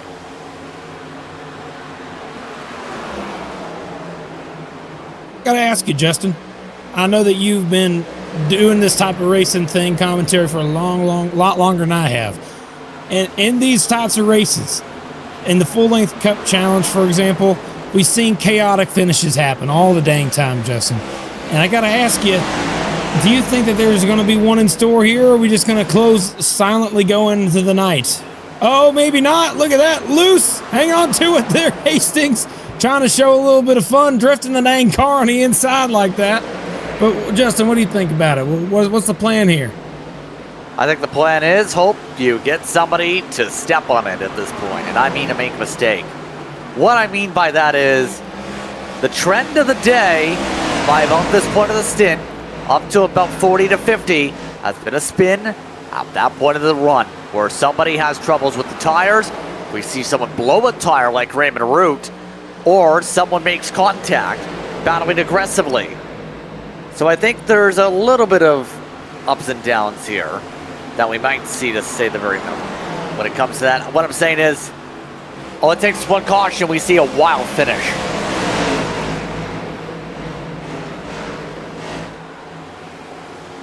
I mean, correct me if I'm wrong, yesterday was clean until caution at the end. I wouldn't be surprised if we see that happen again if we get a caution late. Nah, I mean, if we have a caution, cautions are going to bring caution. These guys are going to go for the win, everything they can. They're going to throw the car in places they normally wouldn't. It's just, we're now at the end of the race. Now that all the matter is going to be just constant trying to get as much as you can. And I think it's going to be one of those days that just, you put you on edge. It gets you excited because you kind of, in the back of my mind, I'm kind of hoping for a caution a little bit. I would like to see it, but maybe for like a piece of debris or something, just so we can get them racked back up and have a good chance here at a wild finish. And then again, that's just me. I'm a wild man. I like wild finishes. Some folks really like the long, drawn-out, long racing. I like that in the middle of the race, but then give me chaos at the end. That's my opinion. But right now, again, anything can happen. And we see Dustin Hall right now. He was battling in this little group here with the 71 at Truel. And then, of course, June Salim, who is actually having a rough day compared to what we were expecting. He was running in the top 10 for a long time, but now he's fallen almost outside the top 15. So kind of not going the right direction for him. But Dylan Basin, I don't know why, but I'm noticing that his car has been on the move to the front in the last handful of laps. That 48 car looks like he's just been on rails since the last handful of laps. He was running right around the 88 car a little bit ago, and he was running in 21st, but now he's passed multiple cars all the way to the point now where he's running 17th, almost up to now 16th, it looks like. And I think he's going to try and keep moving forward. Now, the most positions gains from the beginning of the race. I'm saying in the last handful of laps, this guy went from the back and he's moving forward. I'd like to see where Basin ends up at the end of this thing, but I wouldn't be surprised if he doesn't get to the top 10 the way the car looks. The stats can say what they want, but you can sometimes just look at a car on a racetrack compared to the cars around it, and you'd be able to see the speed, is the way I like to put it. You can see cars that have it and the cars that don't. Right now, Conklin's got this in the bag unless you see a caution. I don't see the 83. I don't see the 41 having any sort of last-second charge unless they have been fully saving for the last 30 laps, and I just don't see that happening. It would be a wild finish to me if they did, and I hope they do.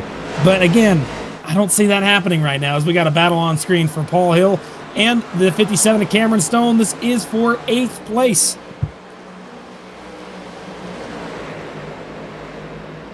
Yeah, nicely slid up and nicely passed on through. Hill, again, going to continue once a good solid point start to the season.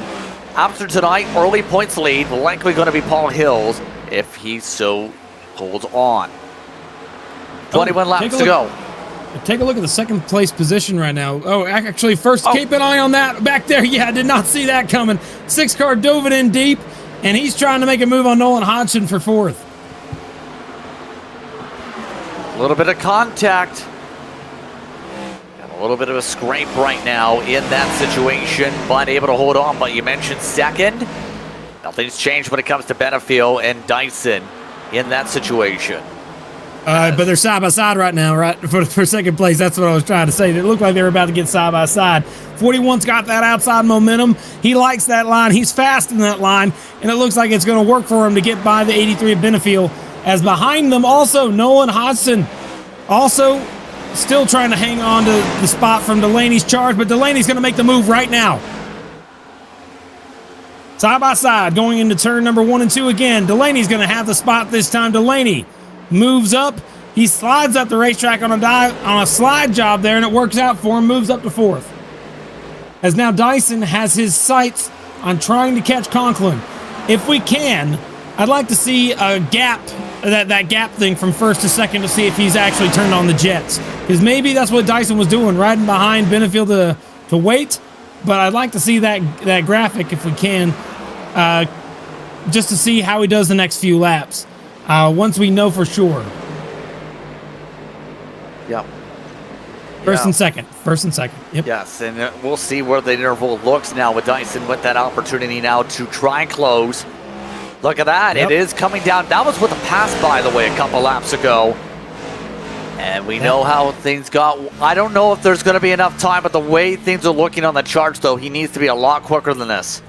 Yeah, let me do some math here, okay? We got about 16 laps to go. We'll show that as an example, and the gap is right around 1.4. So that means they need to gain, hang on, 1.4. Are you trying they need to, yeah, I'm doing live math. Don't worry, I'm doing calculator. I'm seeing he needs to run per lap 0.0875 per lap to the good to make it from here with a 1.4 second gap. And right now, he lost a little bit of time that lap, but again, he needs to do a little bit better than that. Maybe about double the gap that he's been gaining the entire time to be able to get there. Yeah, I don't know about this one, to say the least. See? Yeah, last time before, this time is a little, it's not enough. There's not enough. Let me see. Hang on. So now we're down to 1.2 for 15 laps. So we'll do that. 1.2 divided by 15. There we go. He just needs, like, he might get there, but look at this. The important thing is, can we look at the leaders for a quick moment here? I know that we got the battling going on back here, but I want to make sure we see if they have any lap traffic. Lap traffic is going to play a big part of this if it does. Now, I don't see any lap traffic, so that 58 and the 41, it's a battle between those two. If this continues, where we see this gap not close at all, this last time by it was 1.359 seconds between the top two. This time, when they cross the stripe, it is 1.261. So that time is gaining again. Can we keep that graphic up real quick? We're down to 13 to go. He might get there. It is, yeah, he crossed the threshold. He needs to keep doing exactly this, and he will be there with 1 lap to go.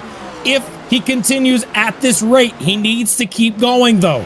Every half of a tenth is going to be the difference. He needs to get there, and no mistakes right now. He cannot take any hits. And right there, it's still positive, but once he gets within a second, that draft is also going to help him marginally.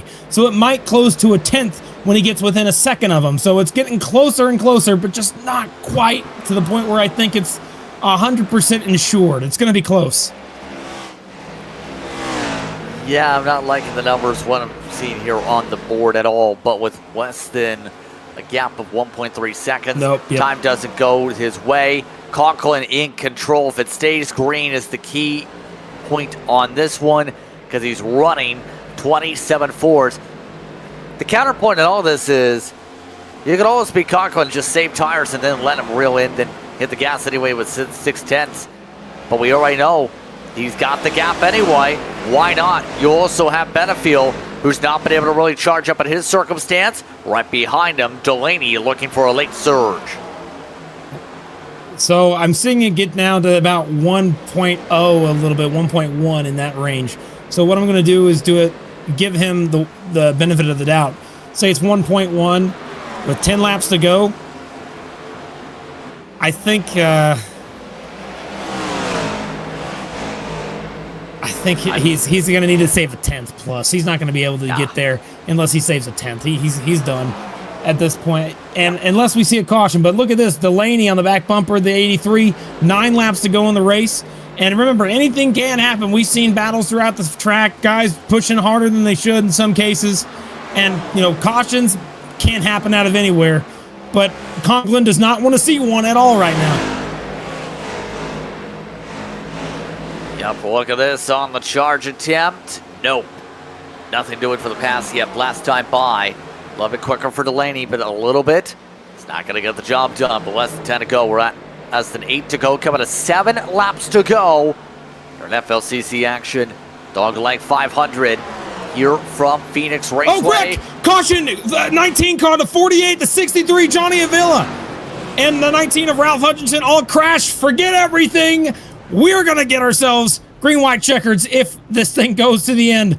Holy cow, that changed everything. Well, Pit strategy. This just got stunning. Who's got a set of tires left? That's a good question. I have no freaking idea. Look at this right here. Johnny Avila to the inside. Contact with a 48 sends him up into the outside wall, and that makes the caution happen. 71 of Truel. Got the 81 of Hastings involved. But yeah, that's going to bring out the caution, and that's just going to shake up the entire front line. Let's get a camera on the leaders. They're on pit road right now. We have... I'm seeing only one car stay out. Von Hinchel chooses to stay out on the racetrack. I also see the 73 of Evan Mesnard. Bobby Anderson stays out. 3 cars choosing to stay out, but now it's all about strategy. Do you take 2? Do you take 4? Do you even take any tires at all? Let's find out. I know Anderson's out of sets. Delaney took 2 tires. Who else up at the front takes some strategy? Here we go. Conklin down off the rights. Will take rights. Dyson got a better rule, but the cone was in a perfect spot for Conklin. Dyson, Benefield, Heitman, and it looks like Hodgson got caught for speeding. Oh no, man, a bad day. Bad day for Nolan. Hate to say that, man. He was having a good run today, but that will do it for him. He's going to get out. But now we got the end of this race. Holy cow, we got guys on 2 tires, some guys on 4 tires. I think the first one I'm seeing on 4 tires is Cameron Stone. He's running right now, it looks like 11th.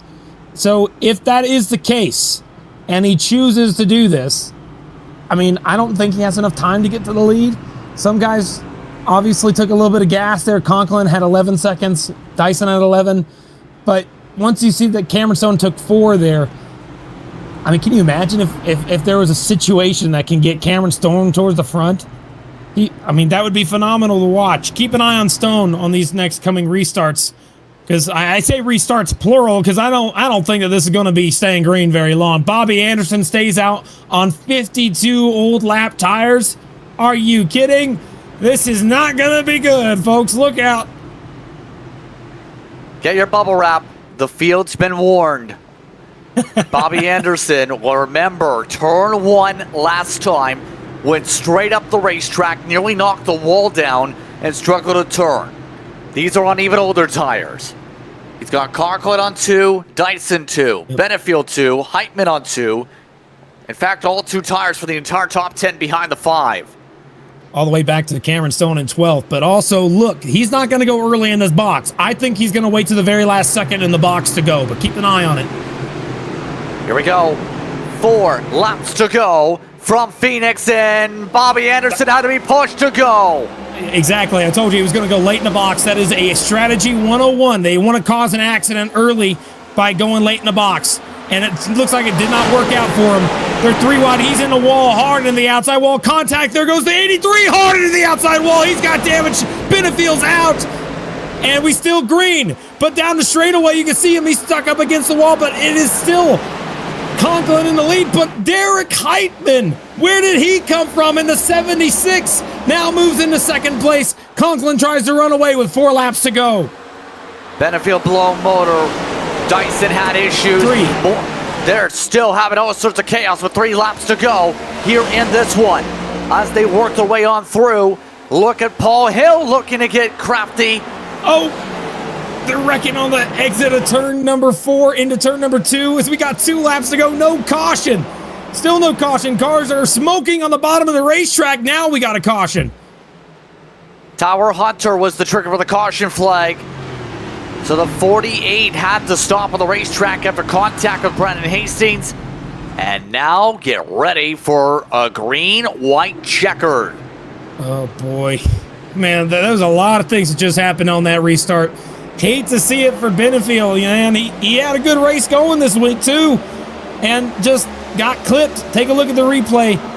5-car Bobby Anderson goes up to the top of the racetrack, hits the wall. The 83 stays on the bottom. He gets hit by the 76. The 21 finishes him off out to the outside wall. I don't think that he did anything wrong there, but take a look at what happened to Tyler Hunter. This is what ended up bringing out the caution itself. He was running back in the outside of top 20, and it looks like that nothing yet. I don't see exactly here. I think it was on the old front stretch. Here we go. To the inside of Hastings. Hastings got loose, collected the 48, and 48 got really, really loose, had to slam on the brakes, trying not to get hit by anybody, and that's what brought out the caution. Paul Gallimore had another situation. Let's see what happened to the 11 of Paul. And 3-second. And I'm pretty certain he may have clipped things. Let's see. I think he almost came to a stop too. A couple different cars triggered that caution flag. Really was how slow they were rolling down the backstretch.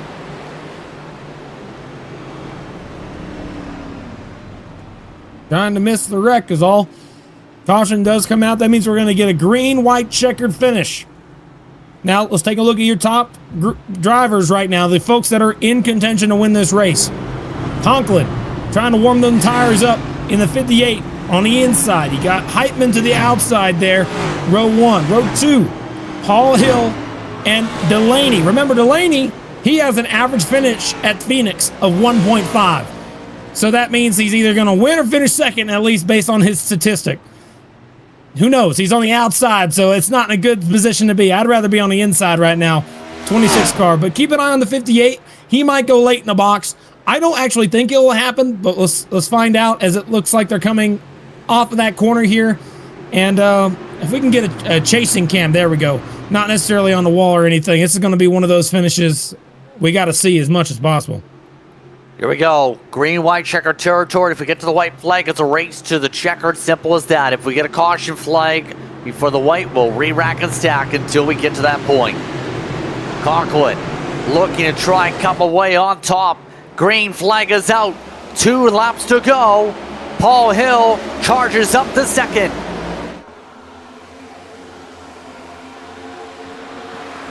Watch for the sends. Delaney's on Heitman's bumper. 2x2, a couple rows deep as Conklin's got the advantage. Oh, you check a big crash on the back straightaway. There goes Nolan Hodgson around the 63 of Avila back behind. This most certainly will bring a caution out. Oh, no. They keep it green. What? They were sideways in front of the whole field there. No caution. We're going to the white flag. This is the race right here. Race control telling them to keep rolling. Battle for third, not done. Delaney and Hill side by side for third. Conklin, he's saying he came, he conquered, he dominated. It's Conklin who comes out of the final quarter to win at Phoenix.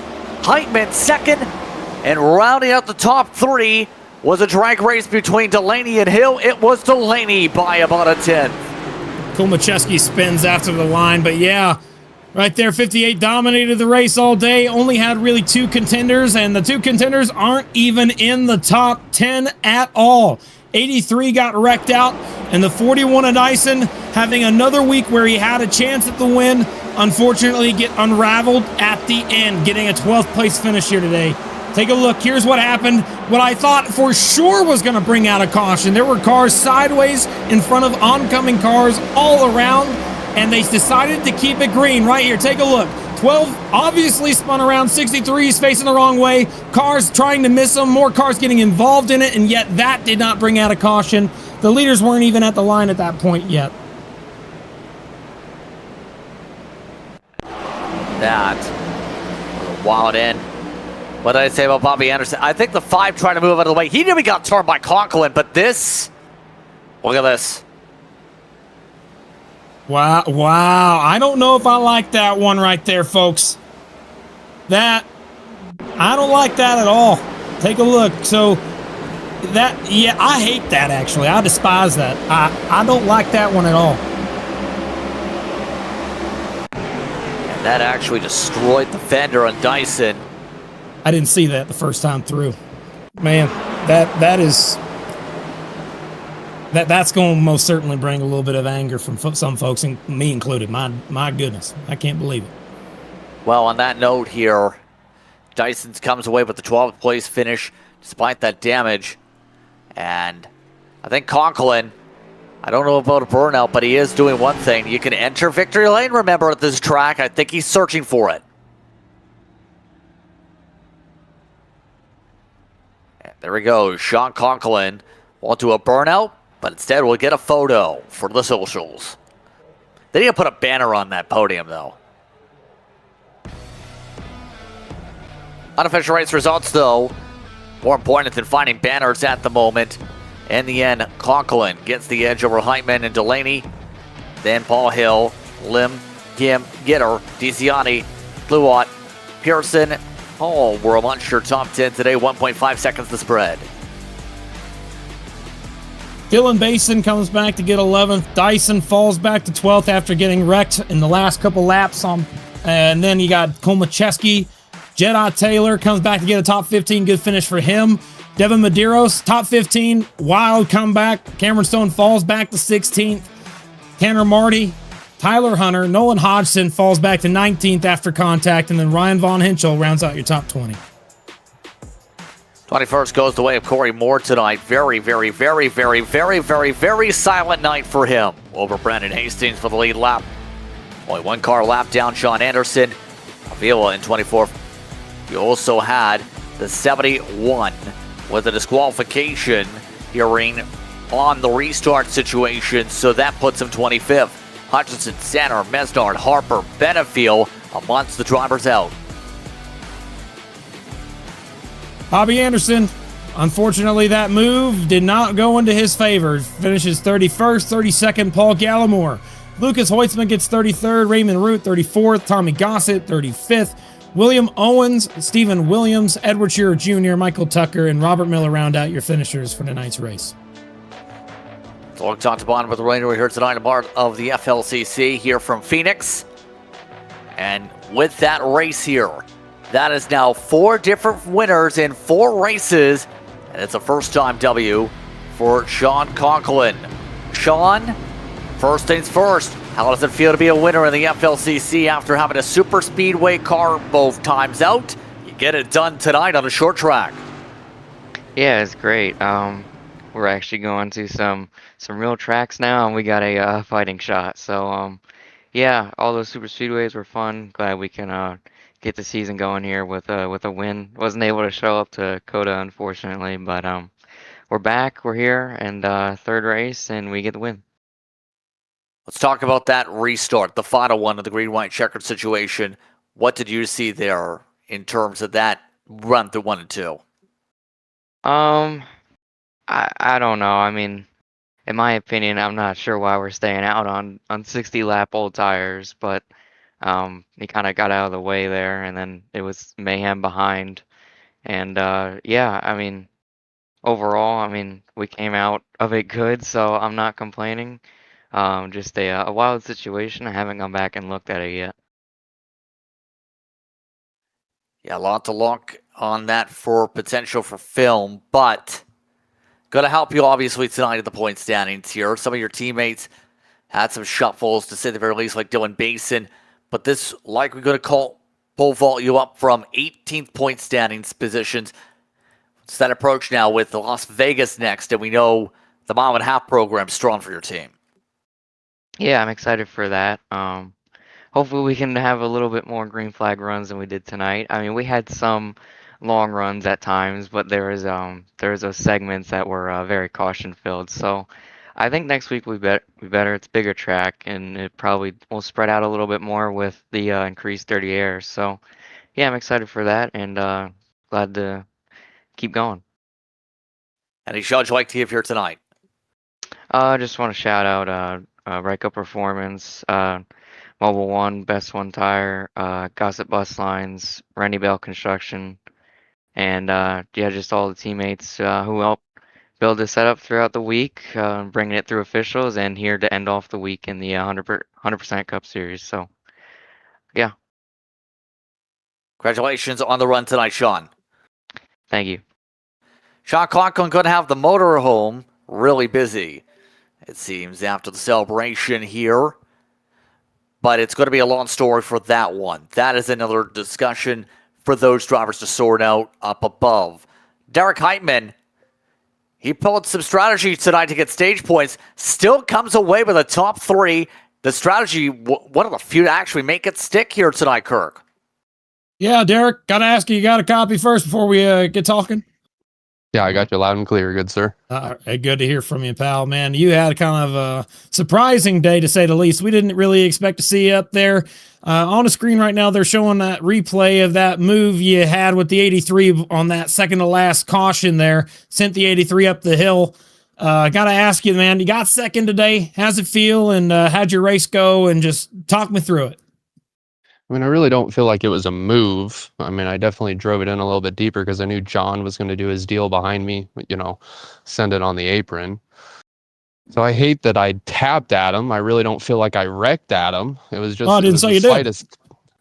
Yeah, you're good. Yeah, I know. I'm just talking. I know you didn't say it. I'm just talking about how I feel because I feel bad about it. Like, I feel bad that I tapped him. I don't feel like I wrecked him. I nothing but respect for Adam. I don't like getting P2 like that, and honestly, it kind of sucks. But all in all, the day was good. I just kind of minded my P's and Q's the entire race. I know how Phoenix goes in this league, so I just decided to drive it nice and easy, hang out in the hornet's nest for some reason around P20 the entire race. I saved that set of tires in stage one because I knew that I was going to need them, and then I decided stage points in stage two is the time to use them. So I went ahead and did that and decided I was going to keep up at the front. Stage three's plan was to two-stop it, so I knew right then and there that I was finally done saving tires and I was going to be actually able to display my pace for the remainder of the run and hold track position. So doing so in order, I guess got me a P2. Again, I don't know if Adam's listening, but I hate that happened to him. I really do. I hear you loud and clear there, Derek. I got to ask you though, man. You had honestly, I didn't see you up front most of the day up until that second stage, like you said. And now that you got second place, I mean, you have to feel pretty good about that, though. Yeah, it's nice to finally actually finish a race in this league. It's amazing what happens when you go to a racetrack that requires a brake pedal, huh? So yeah, it's wild. Yeah, it's wild when we go to a racetrack that requires skill to drive. So, but anyways, yeah, I mean, Matt built a good car in the Fortis community.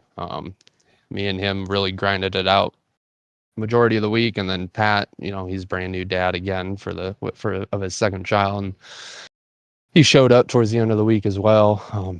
Matt did a lot of work even when I was at work because he had Friday off, and so Friday we really got the car where it needed to be. We were absolutely terrible on Monday in the SOF race, so we just kept grinding it out and getting it where it needed to be. So shout out Matt and Pat, great teammates. Wouldn't have it any other way. That's awesome for you, man. I'm glad you got yourself some folks that are behind you, backing you, making sure you get to a good position. And of course, thanks again so much for coming up here and talking with us. And we're going to see you at Las Vegas.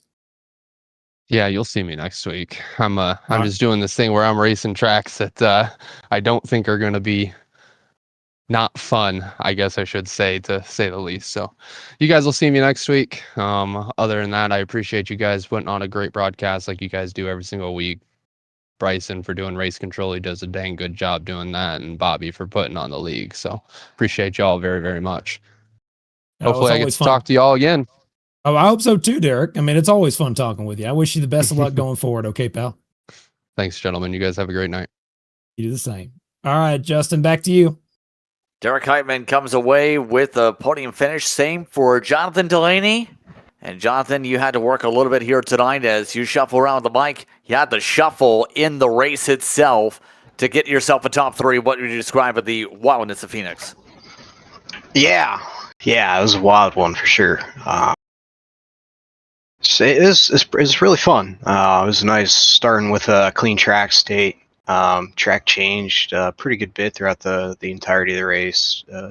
Tightened up a little bit, so it was real fun. Had to work our way up through the field a couple times. Kind of had a bad strategy call there near the end of stage 2, but didn't really go our way. But we were able to work our way back up into the top 5, top 10 area, and then we just got really lucky there. Kind of staying out of the wrecks and just being patient and not overdoing anything and rushing stuff. So I'm happy with P3.